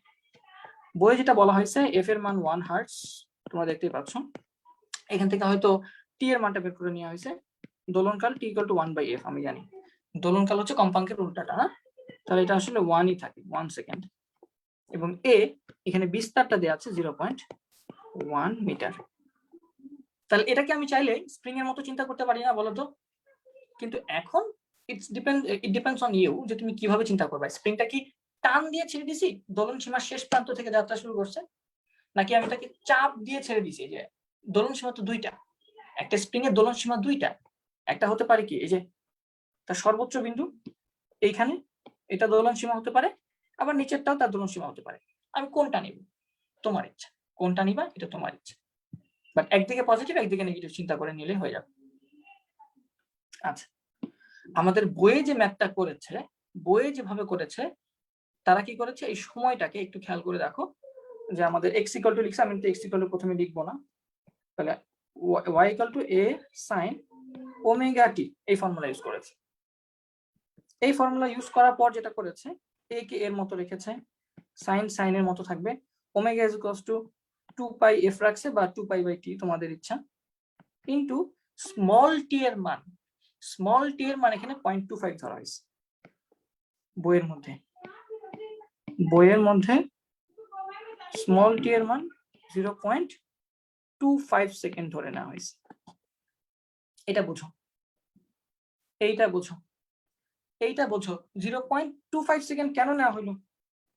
ভাইয়া এখানে তো বইয়ে দেয়া, কোশ্চেনে দেওয়া আছে 4.5 সেকেন্ড পর সরণ কত, তা আমি কেন 0.25 নিলাম? এটার ব্যাখ্যাটা বইয়ের মধ্যে আছে, আমি তাও এক্সপ্লেন করি। যেহেতু ফ্রিকোয়েন্সি 1 সেকেন্ড, 1 হার্টজ বা বলতে পারো time period 1 second, 1 second time period মানে কি সে 1 সেকেন্ডে সে কি করে, যদি আমি চিন্তা করি এখান থেকে তার যাত্রা শুরু হয়েছে, স্প্রিং বলো বা সরল দোলক বলো একই কথা, তাহলে একটু চিন্তা করি আমরা এখানে যাই, কোনটাতে যাব, সরল দোলকেও যেতে পারি স্প্রিং এও যেতে পারি। আচ্ছা আমি সরল দোলকটা দিয়ে এক্সপ্লেন করি, দুইটা জিনিস একসাথে। এইখান থেকে তার যাত্রা শুরু হয়েছে, ধরো হ্যাঁ এদিক থেকে তার যাত্রা শুরু হয়েছে, যেহেতু বলা হয়েছে শেষ প্রান্ত থেকে ছেড়ে দিয়েছে, এইখান থেকে যাত্রা শুরু হলে আমরা বলেছি টাইম পিরিয়ড টি এর মান 1 সেকেন্ড, তাহলে 1 সেকেন্ডে সে কি করবে, এইখান থেকে এখানে যাবে, আবার এখানে যাবে, আবার এখানে যাবে, আবার এখানে ফেরত আসবে, 1 সেকেন্ডে তার এই পুরো জার্নিটা কমপ্লিট হবে। তাহলে কোশ্চেনে বলা আছে 4.5 সেকেন্ড, এটা মানে কি চিন্তা করো, এটা মানে হচ্ছে সে 1 সেকেন্ডে একবার এখান থেকে এখানে আসছে, 2 সেকেন্ডে একবার এখান থেকে এখানে আসছে, 3 সেকেন্ডে একবার এখান থেকে এখানে আসছে, 4 সেকেন্ডে একবার এখান থেকে এখানে আসছে, 4.25 সেকেন্ড এখানে আসছে, তারপর 0.25 সেকেন্ড এখানে আসছে। তাহলে তুমি যদি লজিকটা বোঝো বা জিনিসটা বোঝো তাহলে কিন্তু তুমি এমনিতে মানে কোয়েশ্চেন দেখে অ্যান্সার দিতে পারবা। আমি অ্যান্সার দিতে পারি যে সে যদি এখান থেকে যাত্রা শুরু করে 4.5 সেকেন্ড পর সে আসলে এখানে থাকবে, তার মানে তার সরণটা হবে কত, এ। আমি এভাবে অ্যান্সার দিতে পারি, এটা তার সাম্যাবস্থা, সাম্যাবস্থা থেকে তার সরণ হবে সর্বোচ্চ এদিকে। কিভাবে, কারণ 1 সেকেন্ড হচ্ছে তার দোলনকাল, তাহলে 1 সেকেন্ডে সে একবার এখান থেকে এখানে যাবে 0.25 সেকেন্ড, আবার এখান থেকে এখানে যাবে 0.25 সেকেন্ড, এখান থেকে এখানে আসবে 0.25 সেকেন্ড, এখান থেকে এখানে আসবে 0.25 সেকেন্ড, টোটাল 1 সেকেন্ড। 1 2 3 4, 1 সেকেন্ডকে 4 ভাগে ভাগ করছি, তারপর সেটাকে আমি এক্সপ্লেন করার চেষ্টা করছি। তাহলে 4.5 সেকেন্ডে সে 4টা পূর্ণ দোলন সম্পন্ন করবে, 1টা 2টা 3টা 4টা, দেন 0.5 সেকেন্ড সে এখান থেকে এখানে, তাহলে তার বিস্তারটা হবে এ। কি তাইবো যাদের মাইকটা বাংলাদেশও মানে আছে তারা একটু কষ্ট করে মিউট করে দাও। চলাচল বন্ধ করে দিব, খায়ের খাম না মানছে কে লাগে বন্ধ করতে গেলে লাগে মুদি আইবো কি দিব।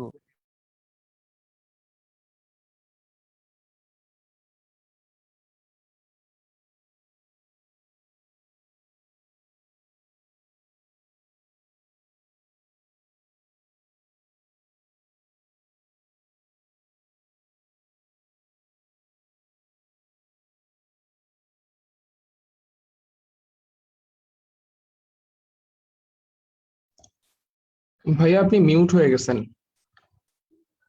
কাইন্ডলি কাইন্ডলি আর একটু আনমিউট করলে ভালো হতো, শোনা যাচ্ছে না আপনাকে।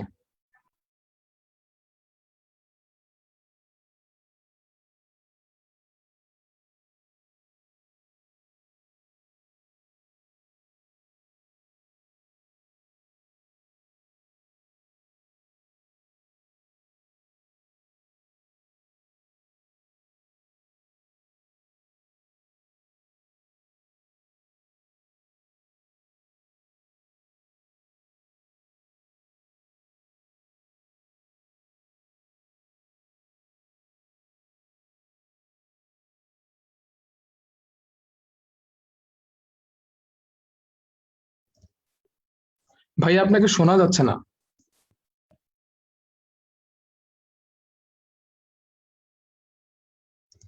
সম্ভবত ভাইয়ার নেটের প্রবলেম,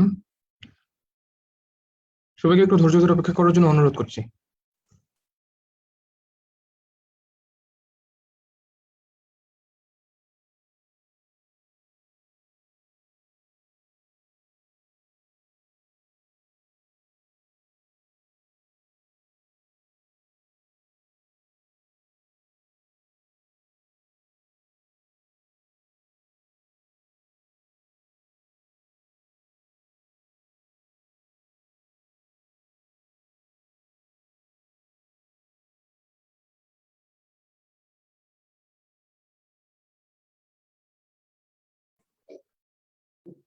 আচ্ছা আমি আবার চলে আসছি, right?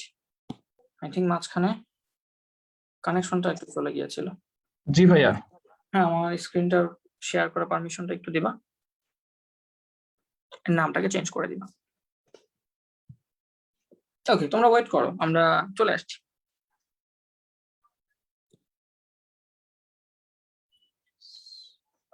So here it is. আমরা যেটা বলছিলাম এবার ঠিক আছে না? একটু বলো তো আমাকে।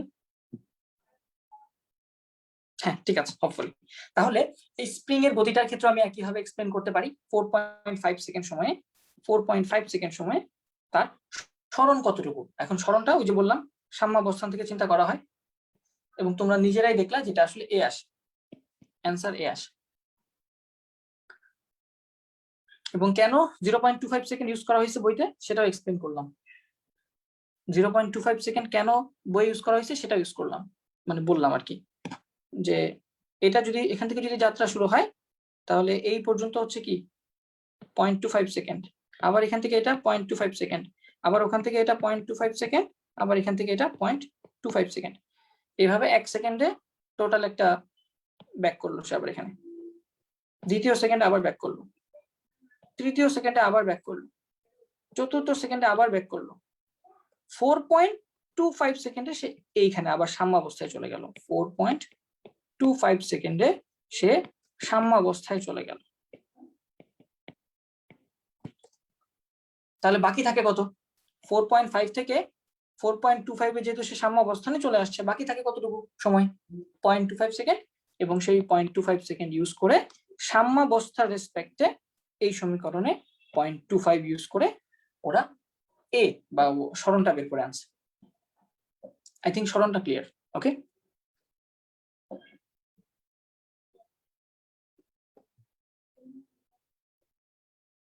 ওকে, আই থিঙ্ক ব্যাপারটা ক্লিয়ার হয়েছে কেন 0.25 সেকেন্ড ইউজ করছি, কেন আমরা 0.25 সেকেন্ড ইউজ করেছি সেটা এক্সপ্লেন করলাম। যদি আবার বলো আমি আবার বলবো। হ্যাঁ, জাস্ট আরেকবার বলি, একটু শর্টকাট। হ্যাঁ, অনেকের অনেক সময় নষ্ট করছে, I am really sorry, but কনসেপ্টটা ক্লিয়ার করি, তোমরা বাকি ম্যাথ পারবে। কোশ্চেনটা ছিল দোলন, একটা সরল দোলন গতিসম্পন্ন কণাকে আমি যে কোনো একটা প্রান্তিক সীমায় নিয়ে ছেড়ে দিয়েছি। সেটা যদি সরল দোলক হয় তাহলে আমি সেটাকে এই যে এই বিন্দু থেকে ছেড়ে দিয়েছি বা এই বিন্দু থেকে ছেড়ে দিয়েছি, দোলন স্টার্ট হয়েছে। সেটা যদি স্প্রিং হয় তাহলে হয়তো তাকে এই বিন্দু থেকে নয়তো তাকে এই বিন্দু থেকে আমি ছেড়ে দিয়েছি, দুলতে দিয়েছি, স্টার্টিং পয়েন্ট দুলতে দিয়েছি। কোশ্চেন ছিল 4.5 সেকেন্ড পর তার সরণ কত। এখন সরণটা কিভাবে ক্যালকুলেশন করা হয় বলতো? সাম্যাবস্থান থেকে না? সরণ তো সাম্যাবস্থান থেকে ক্যালকুলেট করা হয়। তাহলে এই দুই ক্ষেত্রে সাম্যাবস্থান কোনটা? স্প্রিং এর ক্ষেত্রে সাম্যাবস্থান হচ্ছে এটা, মাঝখানেরটা, আর সরি দোলকের ক্ষেত্রে সাম্যাবস্থান মাঝখানেরটা, এবং স্প্রিং এর ক্ষেত্রে সাম্যাবস্থান হচ্ছে এটা। তাহলে দুই ক্ষেত্রে সাম্যাবস্থানটা আমি ক্লিয়ার করলাম। আমি চাইছি সাম্যাবস্থান থেকে কতটুকু দূরত্ব যায়, সরণ কত। ওকে, সাম্যাবস্থান থেকে সরণ কত সেটা বের করব। এখন সেটা বের করার জন্য বইয়ে, ইসাক স্যারের বইয়ে সলিউশনে টাইমে ইউজ করা হয়েছে 0.25 সেকেন্ড, কিন্তু কোশ্চেনে তো ভাইয়া 4.5 সেকেন্ড। কেন 0.25 সেকেন্ড ইউজ করেছে সেটার এক্সপ্লেনেশন দিচ্ছিলাম। যেহেতু পর্যায়কাল বের করেছি আমরা 1 সেকেন্ড, তাহলে তুমি এই সম্পূর্ণ পর্যায়কে যদি 4টা ভাগে ভাগ করো, 4টা ভাগ হয় না? কিভাবে 4টা ভাগ হয়? এই যে এটা একটা ভাগ, এটা একটা ভাগ, এটা একটা ভাগ, এটা একটা ভাগ, একটা পূর্ণ পর্যায়কে আমি 4টা ভাগে ভাগ করলাম। তাহলে প্রতিটা ভাগ কতটুকু? 0.25 সেকেন্ড না? প্রতিটা ভাগ 0.25 সেকেন্ড করে করে, এখান থেকে এখানে 0.25 সেকেন্ড, এখান থেকে এখানে 0.25 সেকেন্ড, এখান থেকে এখানে 0.25 সেকেন্ড। তাহলে একটু খেয়াল করো তো, 4.5 সেকেন্ড সময়ে 4.5 সেকেন্ড সময়ে সে কোন জায়গায় আছে সেটা আমি একটু চিন্তা করি। তাহলে 0.25 এ এখানে, তারপর 0.25 এ এখানে, 0.25 এ এখানে, তারপর 0.25 এ এখান থেকে এখানে। তাহলে 1 সেকেন্ডে সে আবার এখানে ফেরত আসলো, এটা পাইলাম। 2 সেকেন্ড পর সে আবার এখান থেকে এখানে ফেরত আসলো, 3 সেকেন্ড পর সে আবার এখান থেকে এখানে ফেরত আসলো, 4 সেকেন্ড পরে সে আবার এখান থেকে এখানে ফেরত আসলো, 4 সেকেন্ড পরে সে এখানেই ফেরত আসলো, আমি দেখলাম। তাহলে 4.25 সেকেন্ডে সে কোথায় যাবে? 4.25 সেকেন্ডে সে আবার তার সাম্যাবস্থায় চলে যাবে। 4.25 সেকেন্ডে, এইটা ক্লিয়ার তোমাদের যে 4.25 সেকেন্ডে সে সাম্যাবস্থায় চলে যাচ্ছে। তাহলে যেহেতু আমি সাম্যাবস্থা থেকেই সরণ বের করব, তাহলে আমার বাকি সময় কতটুকু বলা ছিল 4.5 সেকেন্ডে বের করতে, আমি তো 4.25 পর্যন্ত দেখলাম সে এই সাম্যাবস্থানে আছে, তাহলে আমার বাকি থাকে আরো 0.25 সেকেন্ড, এবং এই জন্য আসলে টাইমের জায়গায় 0.25 সেকেন্ড ইউজ করা হয়েছে, যাতে আমি সাম্যাবস্থা থেকে তার সরণটা বের করতে পারি। আই থিঙ্ক ব্যাপারটা এখন ক্লিয়ার হয়েছে কেন 0.25 সেকেন্ড ইউজ করা হলো। কিন্তু এখন আমি যদি এটাকে এইভাবে না ধরে, ইকুয়েশনটাকে a sin ওমেগা t না ধরে আমি যদি তাকে এইভাবে ধরতাম, অল্টারনেট সলিউশন আমি দেখাচ্ছি, হ্যাঁ, অল্টারনেট সলিউশন।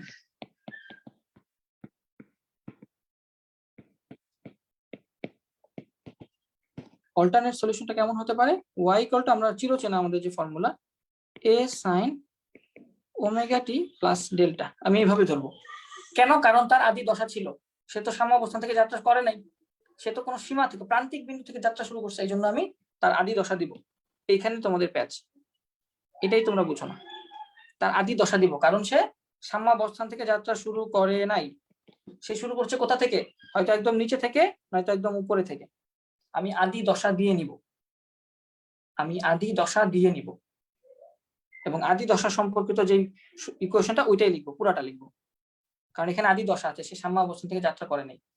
তুমি যদি এই আদি দশা এই সূত্রটা ইউজ করো, তাহলে তোমার ওই ভাগ ভাগ করে 4.5 কে তোমাকে আবার চিন্তা করে করে করে করে 0.25 আনতে হবে না, ডিরেক্টলি 4.5 লিখে দিয়ে অ্যান্সার বের করে দিয়ে আসতে পারবো।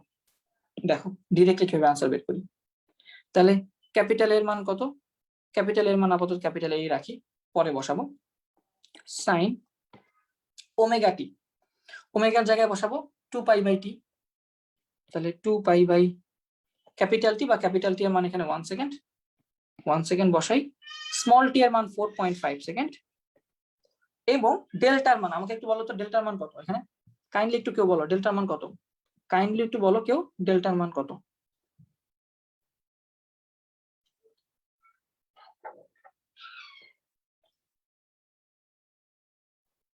এখানে আদি দশার মানটা কত একটু আমাকে বলো, যেহেতু একটা প্রান্তিক বিন্দু থেকে ছেড়ে দিছি, যাত্রা শুরু হয়েছে, সাম্যাবস্থা থেকে যাত্রা শুরু হয়নি, স্প্রিংটার প্রান্তিক বিন্দু থেকে, এই জন্য আমি কি দিব, এই জন্য আমি ডেল্টার মান দিতে পারি হয়তো +π/2 অথবা -π/2, তোমার ইচ্ছা, তোমার ইচ্ছা। তুমি যদি উপরেরটাকে পজিটিভ চিন্তা করে নাও, যে উপরের দিক পজিটিভ, নিচের দিক নেগেটিভ, আমি মনে করি যে বস্তুটা এখান থেকে যাত্রা শুরু করছে, তাহলে আমি +π/2 দেবো। আমার যদি মনে হয় যে না নিচের থেকে যাত্রা শুরু হয়েছে, আমি নিচে থেকে দেবো, যেটা ইচ্ছা সেটা। তাহলে তোমাদের বোঝার সুবিধার্থে আমি এটাকে পজিটিভ ধরে নিই, যে উপর থেকে, হ্যাঁ, ধরে নিই যে সে আসলে এইখান থেকে যাত্রা শুরু করছে, এই প্রান্তিক বিন্দু থেকে যাত্রা শুরু হয়েছে। তাহলে তার π/2 কত, মানে আদি দশা কত হবে, 90 ডিগ্রি না, যেহেতু সে একদম সবচেয়ে প্রান্ত থেকে শুরু করছে যাত্রা, এই জন্য আমি এখানে +π/2 বসাবো। এবার এটার মানটা বের করে দেখো, অ্যান্সার চলে আসবে। এটার মান কত আসে আমরা একটু বের করে দিই। ধরো 0.1 ইন্টু সাইন 2 ইন্টু পাই, মানে 180 ডিগ্রি, প্লাস ইন্টু সময় হচ্ছে 4.5 প্লাস 90 ডিগ্রি। এখানে অ্যান্সার আসে দেখো -0.1 বা -a, এটা হচ্ছে অ্যান্সার। তাহলে মাইনাসের মানে কত, তুমি চিন্তা করছিলা সে যাত্রা শুরু করছে এই বিন্দু থেকে, এবং তোমার সরণ আসছে মাইনাসে, মাইনাসে মানে কি, এই যে বিপরীত দিক থেকে বিপরীত দিকে, মাইনাসটা তুমি নিচের দিকে ধরছো, প্লাসটা উপরের দিকে নিয়ে নিয়েছো, তাহলে তোমার অ্যান্সারটা আসবে -a, মানে সে নেগেটিভ দিকে -a দূরত্বে থাকবে। ব্যাপারটা বুঝতে পারছি। π/2 কেন, কারণ এখানে ওমেগা আছে, এখানে ওমেগা আছে, আমাদের ওমেগা ইকুয়াল টু ফর্মুলা কি 2π/t না, কৌণিক বেগ, কৌণিক বেগের ফর্মুলা কি 2π/t, এই জন্য এখানে 2π/1 আসছে। মাইনাস হলো না কেন, মাইনাস হয়েছে তো ভাইয়া, মাইনাস হয়েছে তো ভাইয়া। এটা যারা যারা বুঝে যে আসলে তাদের সমস্যা, তারাই এটা বুঝতে পারবে যে আসলে এটা কত বড় সমস্যা, এটা কত বড় সমস্যা, এটা যারা বুঝতে পারবে ব্যাপারটা, তারাই জানবে যে এটা আসলে কত বড় জিনিসটা আমি ক্লিয়ার করে দিলাম। তোমরা যদি না বুঝো, এটা দরকার ক্লাসটা আবার দেখবা। এখন তোমার কোশ্চেন হতে পারে ভাইয়া আমি আপনার মতো করব না, আপনি যেভাবে বলছেন আমি করবো না, আমি বইয়ের মতো করবো, করো, ইটস আপ টু ইউ। বইয়ের মধ্যে এই সমীকরণ দিয়ে শুরু করছে, y = a sin omega t দিয়ে শুরু করছে, করতে পারে, তাহলে সেক্ষেত্রে তোমাকে সময়টা টাইমটা নিতে হবে সাম্যাবস্থান থেকে, সাম্যাবস্থান থেকে টাইম হিসেব করতে হবে, বুঝতে পারছো? কিন্তু আমি সাম্যাবস্থান থেকে ধরি নাই, আমি যেখান থেকে দিচ্ছি সেখান থেকে শুরু করছি, এবং আমি আমার চিরচেনা equation y = a sin omega t + delta দিয়ে শুরু করছি, কারণ এটা আদি দশা আছে, কারণ সে এখান থেকে যাত্রা শুরু করছে অথবা নিচে থেকে যাত্রা শুরু করছে। এখন তুমি বলতে পারো যে ভাইয়া তাহলে আমি এবার ডেল্টার জায়গায় আপনি পজিটিভ π/2 দিছেন, তা আমি উল্টা ধরবো, আমি চিন্তা করি যে সে নিচে থেকে যাত্রা শুরু করছে, এখান থেকে করো, তাহলে এখানে একটা -π/2 দিবা, আর -π/2 দিলে তোমার অ্যান্সার আসবে +a। বুঝতে পারছো? তুমি যদি শুধু চিন্তা করো এখান থেকে যাত্রা শুরু করছো, তাহলে 4.25 সেকেন্ড পরে আলটিমেটলি সে এই দূরত্বে এই দিক পজিটিভ দিকে থাকবে। আদি দশাকে নেগেটিভ ধরে নিলে তুমি অ্যান্সার পাবা পজিটিভে, আবার তুমি আদি দশাকে পজিটিভ দিকে ধরে নিলে তুমি ফাইনাল অ্যান্সার পাবা নেগেটিভ দিকে। একটা মেথি অনেক অনেক ভাবে করা যায়। এবার আমি চাইলে এটা কস দিয়ে করতে পারতাম, তোমাদের কস তো শিখাইছি। কস কখন হইতো? এই যে যখন কোন একটা প্রান্তিক বিন্দু থেকে তার যাত্রা শুরু চিন্তা করতাম, তখন কস। এটা চাইলে আমি কস দিয়েও করতে পারি ম্যাথটা। একটু আমাকে তোমাদের কনফিউশনটা ক্লিয়ার করে দাও, সেটা আমি মানে কনফিউশন গুলো কোশ্চেন করে আমি তোমাদের অ্যান্সারটা দিচ্ছি। হ্যাঁ, আমি জানি অনেকে বলতেছো একটু ফাস্ট গেলে ভালো হয়, আমি চাইলে এটা আজকে নাও পড়াইতে পারতাম। হ্যাঁ, এই ব্যাপারটা ক্লিয়ার নাও করতে পারতাম, বাট আমি -a তো আসে না, কেন -a আসবে না? আমারটা আসলে তোমারটা এ কেন আসবে না? -a আসবে না দেখো তো, এর মান তো a 0.1 বসালাম, তারপর সাইন লিখলাম, সাইনের ভেতর 2π/1 আছে, দ্যাট মিন্স 2 × 180 ডিগ্রি, 180 ডিগ্রি লিখলাম, ইন্টু 4.5 সেকেন্ড নিলাম, 4.5 সেকেন্ড প্লাস π/2 নিলাম, মানে 90 ডিগ্রি। তাহলে আলটিমেটলি আসে কত দেখো, -0.1। তোমরা দেখতে পাচ্ছ কিনা জানি না, -0.1 দেখেছো আনসার? মাইনাস এই যে অ্যান্সার আসছে।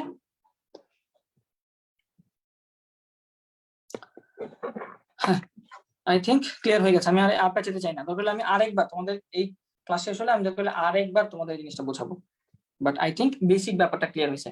এবং আমরা কজেও যাওয়া না দরকার নাই, কোনো কিছুতে যাওয়ার দরকার নেই, আমি ডিরেক্ট সবসময় y = a sin omega t + delta এটা দিয়ে শুরু করবো। তাহলে সব কথা মূল কথা হচ্ছে y = a sin omega t + delta, এই সমীকরণটা আমরা অলওয়েজ ইউজ করব, এই সমীকরণটা আমরা অলওয়েজ ইউজ করব, ঠিক আছে? যেখানে ডেল্টা হচ্ছে আমার আদি দশা, ডেল্টা হচ্ছে আদি দশা, এবং আদি দশা আমি বলেছি তোমাকে দেখতে হবে কোন জায়গা থেকে শুরু হয়েছে জার্নিটা, সেটা অনুযায়ী ডিপেন্ড করে ডেল্টাটা দিয়ে দিবা।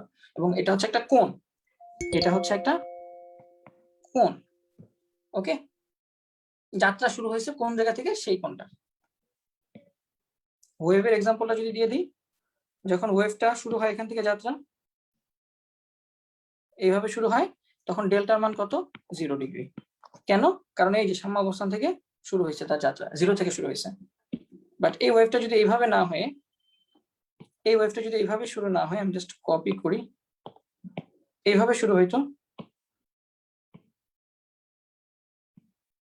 এই যে এইভাবে শুরু হইতো, তাহলে দেখো তো তার জার্নি শুরু হচ্ছে কোন জায়গা থেকে? 0 সময়ে, 0 সময় তার জার্নি শুরু হয়েছে যে +a থেকে, +a থেকে। তাহলে সেক্ষেত্রে তার ডেল্টা কত ধরবো? π/2, 90 ডিগ্রি। দেখো এখান থেকে এখানে পার্থক্য কত? 90 ডিগ্রি না? 90 ডিগ্রি পার করে সেই পর্যন্ত আসছে, তাহলে তার আদি দশা হচ্ছে π/2।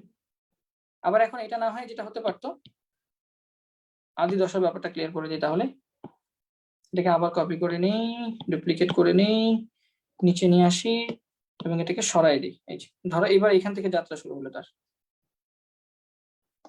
একটু নিচে আনলাইটিং ভালো হয়। আচ্ছা, তাহলে এবার ধরো এখানে এইভাবে তার যাত্রা শুরু হলো, ওয়েভটা শুরু হলো নিচে থেকে। এবার দেখো নিচে থেকে শুরু হয়েছে ওয়েভটা, তাহলে যেহেতু নিচে থেকে শুরু হয়েছে, তাহলে একটু আমাকে খেয়াল করো তো, আমাকে বলো তো এখানে ডেল্টা কত হবে?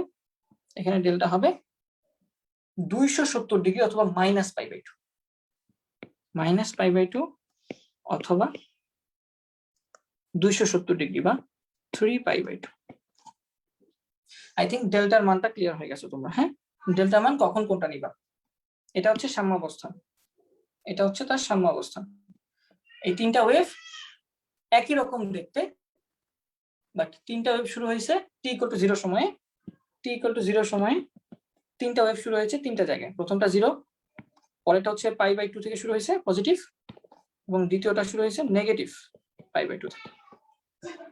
তাহলে আমরা সবসময় y = a sin omega t plus delta এই ইকুয়েশনটা ইউজ করব, এবং এখানে আরেকটা কথা বললাম সেটা হচ্ছে y সবসময় লিখবো। কেন?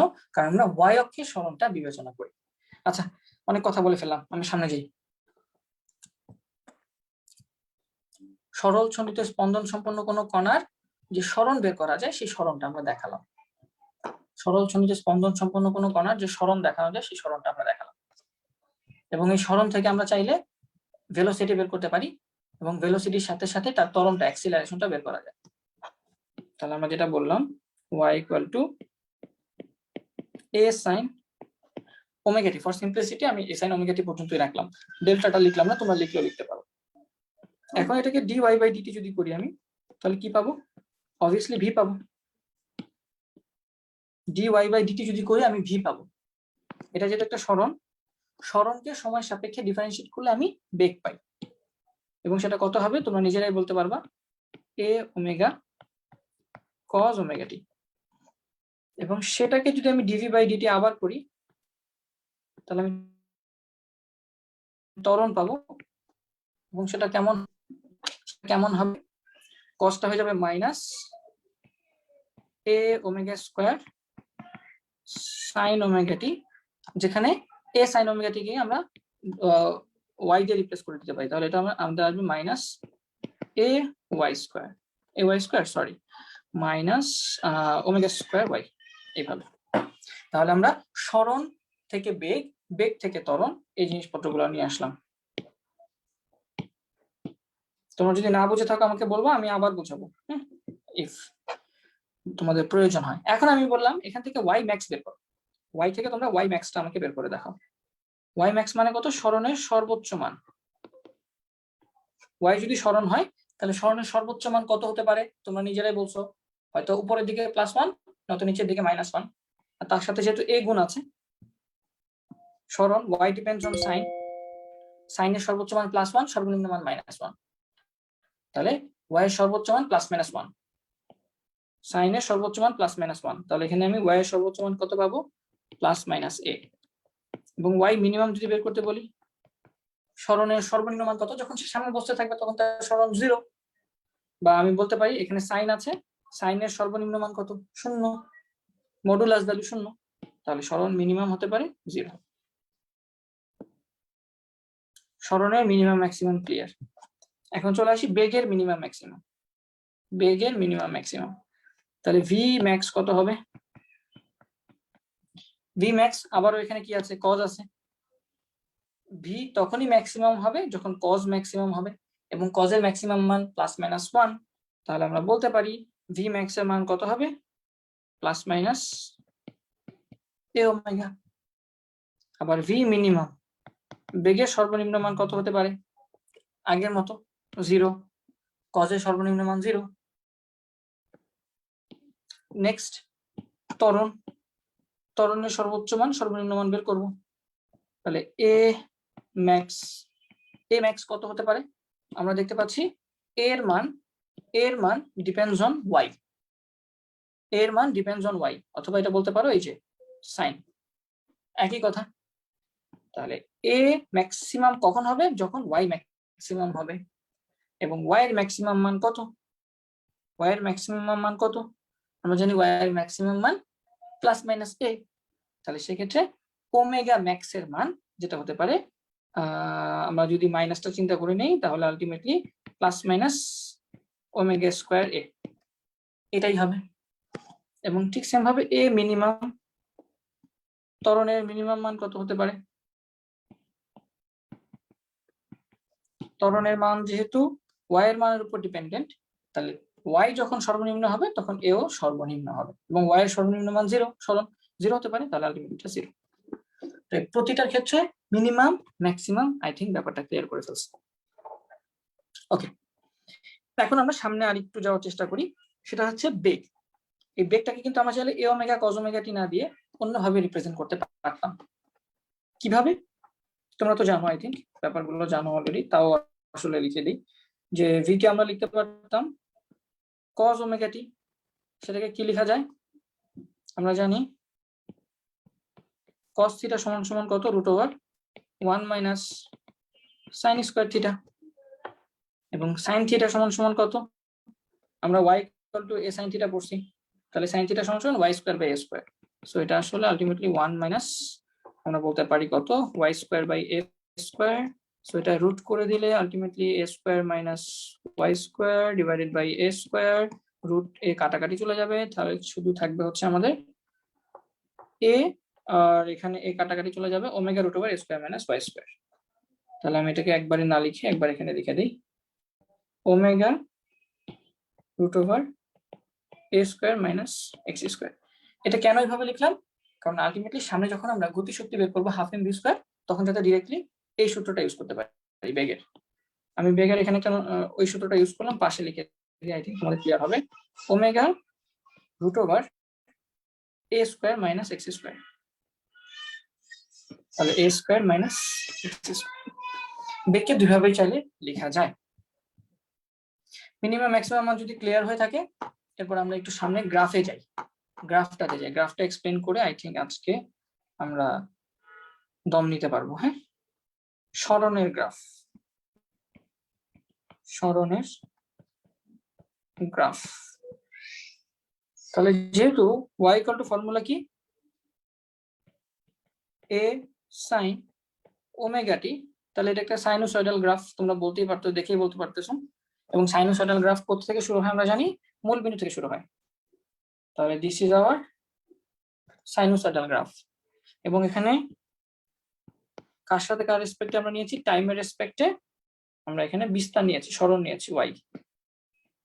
এবং এখানে সরণের সর্বোচ্চ ম্যাক্সিমাম মান কত, এটা হচ্ছে প্লাস a, এটা হচ্ছে মাইনাস a, এটা পেরেছো তোমরা। তারপর v ইকুয়াল টু, তোমরা আমরা ইকুয়েশন বের করেছিলাম v equal to a omega cos omega t, right? তাহলে a omega cos omega T, তাহলে a ওমেগা cos ওমেগা টির জন্য গ্রাফটা কেমন হবে একটু যদি আমরা আঁকার চেষ্টা করি। তাহলে এটা যেহেতু একটা কজের গ্রাফ, আমরা জানি কজের গ্রাফ শুরু হয় +1 থেকে, মানে cos ডিগ্রি মান কত, +1, রাইট? তাহলে এটা গ্রাফটা শুরু হবে +1 থেকে। আমি জাস্ট উপরে গ্রাফটাই নিয়ে আসি, তাহলে আই থিঙ্ক এটা শুরু হয়েছে +1 থেকে, ওকে? এবং এখানে আমি একটু মুছে দেই, এই যে +1 থেকে শুরু হয়েছে। হ্যাঁ, এবং এই ক্ষেত্রে আমরা বলতে পারবো এই যে তার বিস্তারের মানটা, ম্যাক্সিমাম বিস্তারের মান, এটা কত, এটা হচ্ছে a ওমেগা, a ওমেগা। ঠিক সেম ভাবে ত্বরণের ক্ষেত্রে আমরা ইকুয়েশন পড়ে আসছি, a ইকুয়াল টু মাইনাস কত, a omega square sine omega T. তাহলে আমরা কি বলতে পারি, এটা তো সাইনের একটা গ্রাফ, বাট এটা নেগেটিভ। তাহলে a equal to minus omega square y, এটা লিখতে পারি, অথবা direct minus a omega square sine omega T, এটা লিখতে পারি। তাহলে এটা গ্রাফটা যখন আমরা আঁকবো তখন কি হবে, গ্রাফটা বুঝে, গ্রাফটা অনেকে তোমরা বোঝো না, তাহলে এখানে আসলে আলটিমেটলি উপরে গ্রাফটাই হবে, আমি উপরে গ্রাফটাই নিয়ে আসি, বাট এক্ষেত্রে এটা নেগেটিভ দিক থেকে শুরু হবে, এটা নেগেটিভ দিক থেকে শুরু হবে। এখন বলতে পারো যে ভাইয়া নেগেটিভ দিক আপনি বুঝলেন কিভাবে, আপনি বুঝলেন কিভাবে এটা নেগেটিভ দিক? প্রতি ক্ষেত্রেই এক্স অ্যাক্সিস বরাবর আমরা টাইম নিচ্ছি।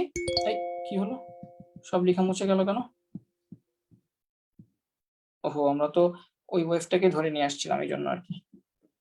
আচ্ছা, এটাকে আমরা একটু ডুপ্লিকেট করে নিই, ডুপ্লিকেট করে আমরা এখান থেকে এটা দিতে পারি, যেটা দিয়েছিলাম আমরা, বা আমরা একটু এইভাবেই দিই। হ্যাঁ, এটাকে এক্সটেন্ড করে দিই। এখান থেকে শুরু হয়েছিল এটা শুরু হয়েছিল আমার উপর থেকে, ফাইন। এন্ড ত্বরণের গ্রাফটা আমরা এখানে ড্র করবো অবশ্যই। ত্বরণের গ্রাফটা ড্র করলে আমরা এখান থেকে যেটা পাবো, ডুপ্লিকেট করে নিয়ে যাই, নিচে থেকে শুরু হবে এটা। কেন উপর থেকে নিচে থেকে শুরু হয়েছে এটার এক্সপ্লেনেশনটা তোমরা আই থিঙ্ক বুঝতে পারছো। সবগুলোই তো আসলে প্রথমটা সাইনের গ্রাফ, এই জন্য 0 থেকে শুরু হয়েছে, পরেরটা কজের গ্রাফ, এই জন্য পজিটিভ থেকে শুরু হয়েছে ম্যাক্সিমাম, এবং পরেরটা লাস্টের ত্বরণ, সেটা হচ্ছে কি, সেটা সাইনের গ্রাফ, কিন্তু সেটার মধ্যে আবার কি আছে, একটা মাইনাস আছে, দ্যাট মিনস ঋণাত্মক দিক থেকে শুরু হবে, এই জন্য এটা ঋণাত্মক দিক থেকে শুরু হয়েছে। এবং এক্ষেত্রে আমরা বললাম যে এক্স অ্যাক্সিস আমরা টাইম নিব, এবং এক্ষেত্রে বিস্তারটা কত হবে, ত্বরণের ক্ষেত্রে বিস্তার, এই যে সর্বোচ্চ মান সর্বনিম্ন মান এগুলো কত হবে, এগুলো হবে এই যেটা সাইন বাদে যেটা আছে সেটা, সাইন বাদে যেটা আছে সেটা এ ওমেগা স্কয়ার। তাহলে এটাকে আমরা বলতে পারি এ ওমেগা স্কয়ার। তাহলে প্রতিটা গ্রাফ এবং তার সাথে সাথে ম্যাক্সিমাম বিস্তার মানগুলো কিন্তু আমরা লিখে দিয়েছি এখানে।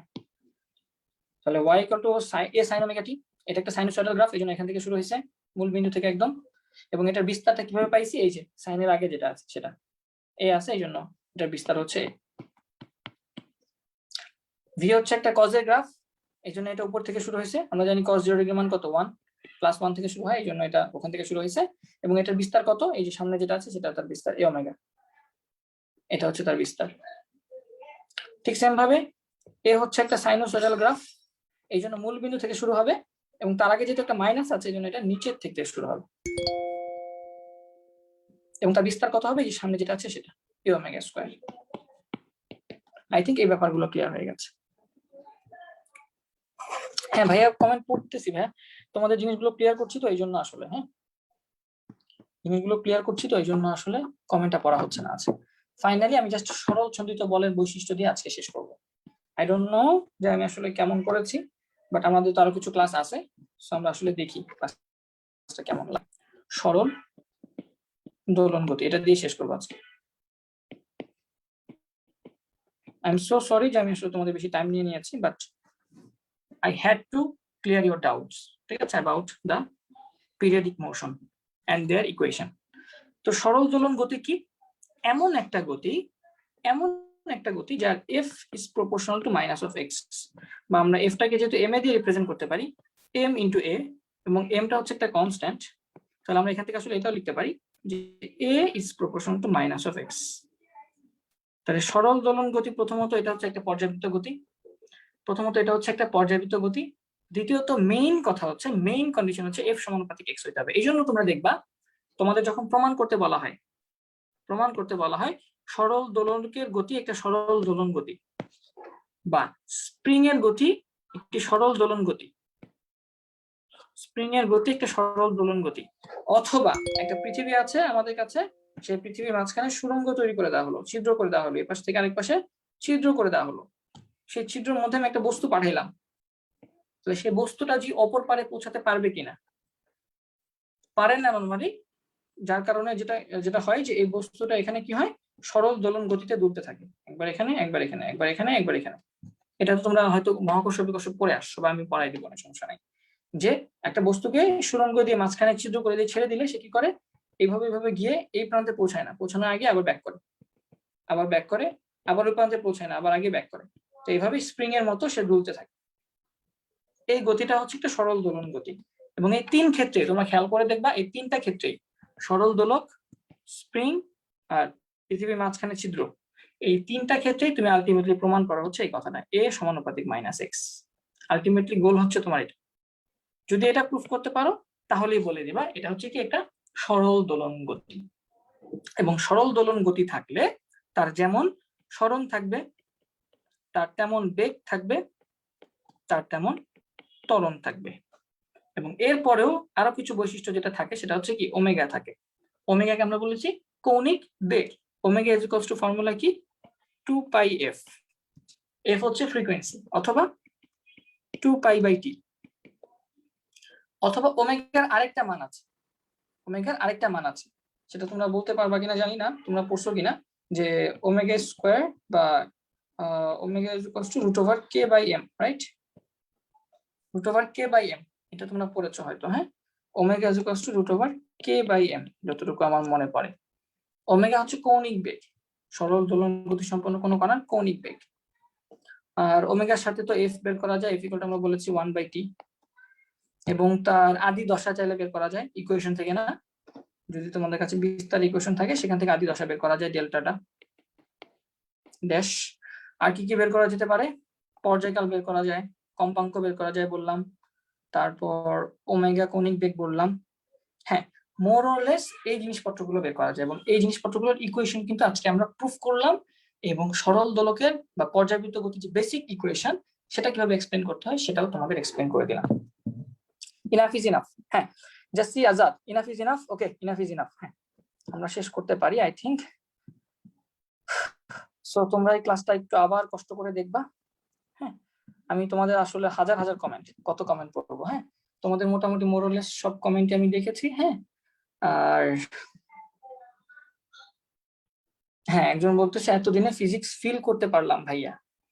হ্যাঁ, আসলে ফিলের ব্যাপারটা আমি চাইছি তোমাদের জিনিসটা অল্প পড়াইতে, বাট বোঝানোর জিনিসটা। হ্যাঁ, কিভাবে এটা হচ্ছে, কাজ হচ্ছে। আমি জানি না কতটুকু পারছি, but I tried my best. Maybe some of you liked my class, some of you don't, but I have tried my best. That's all.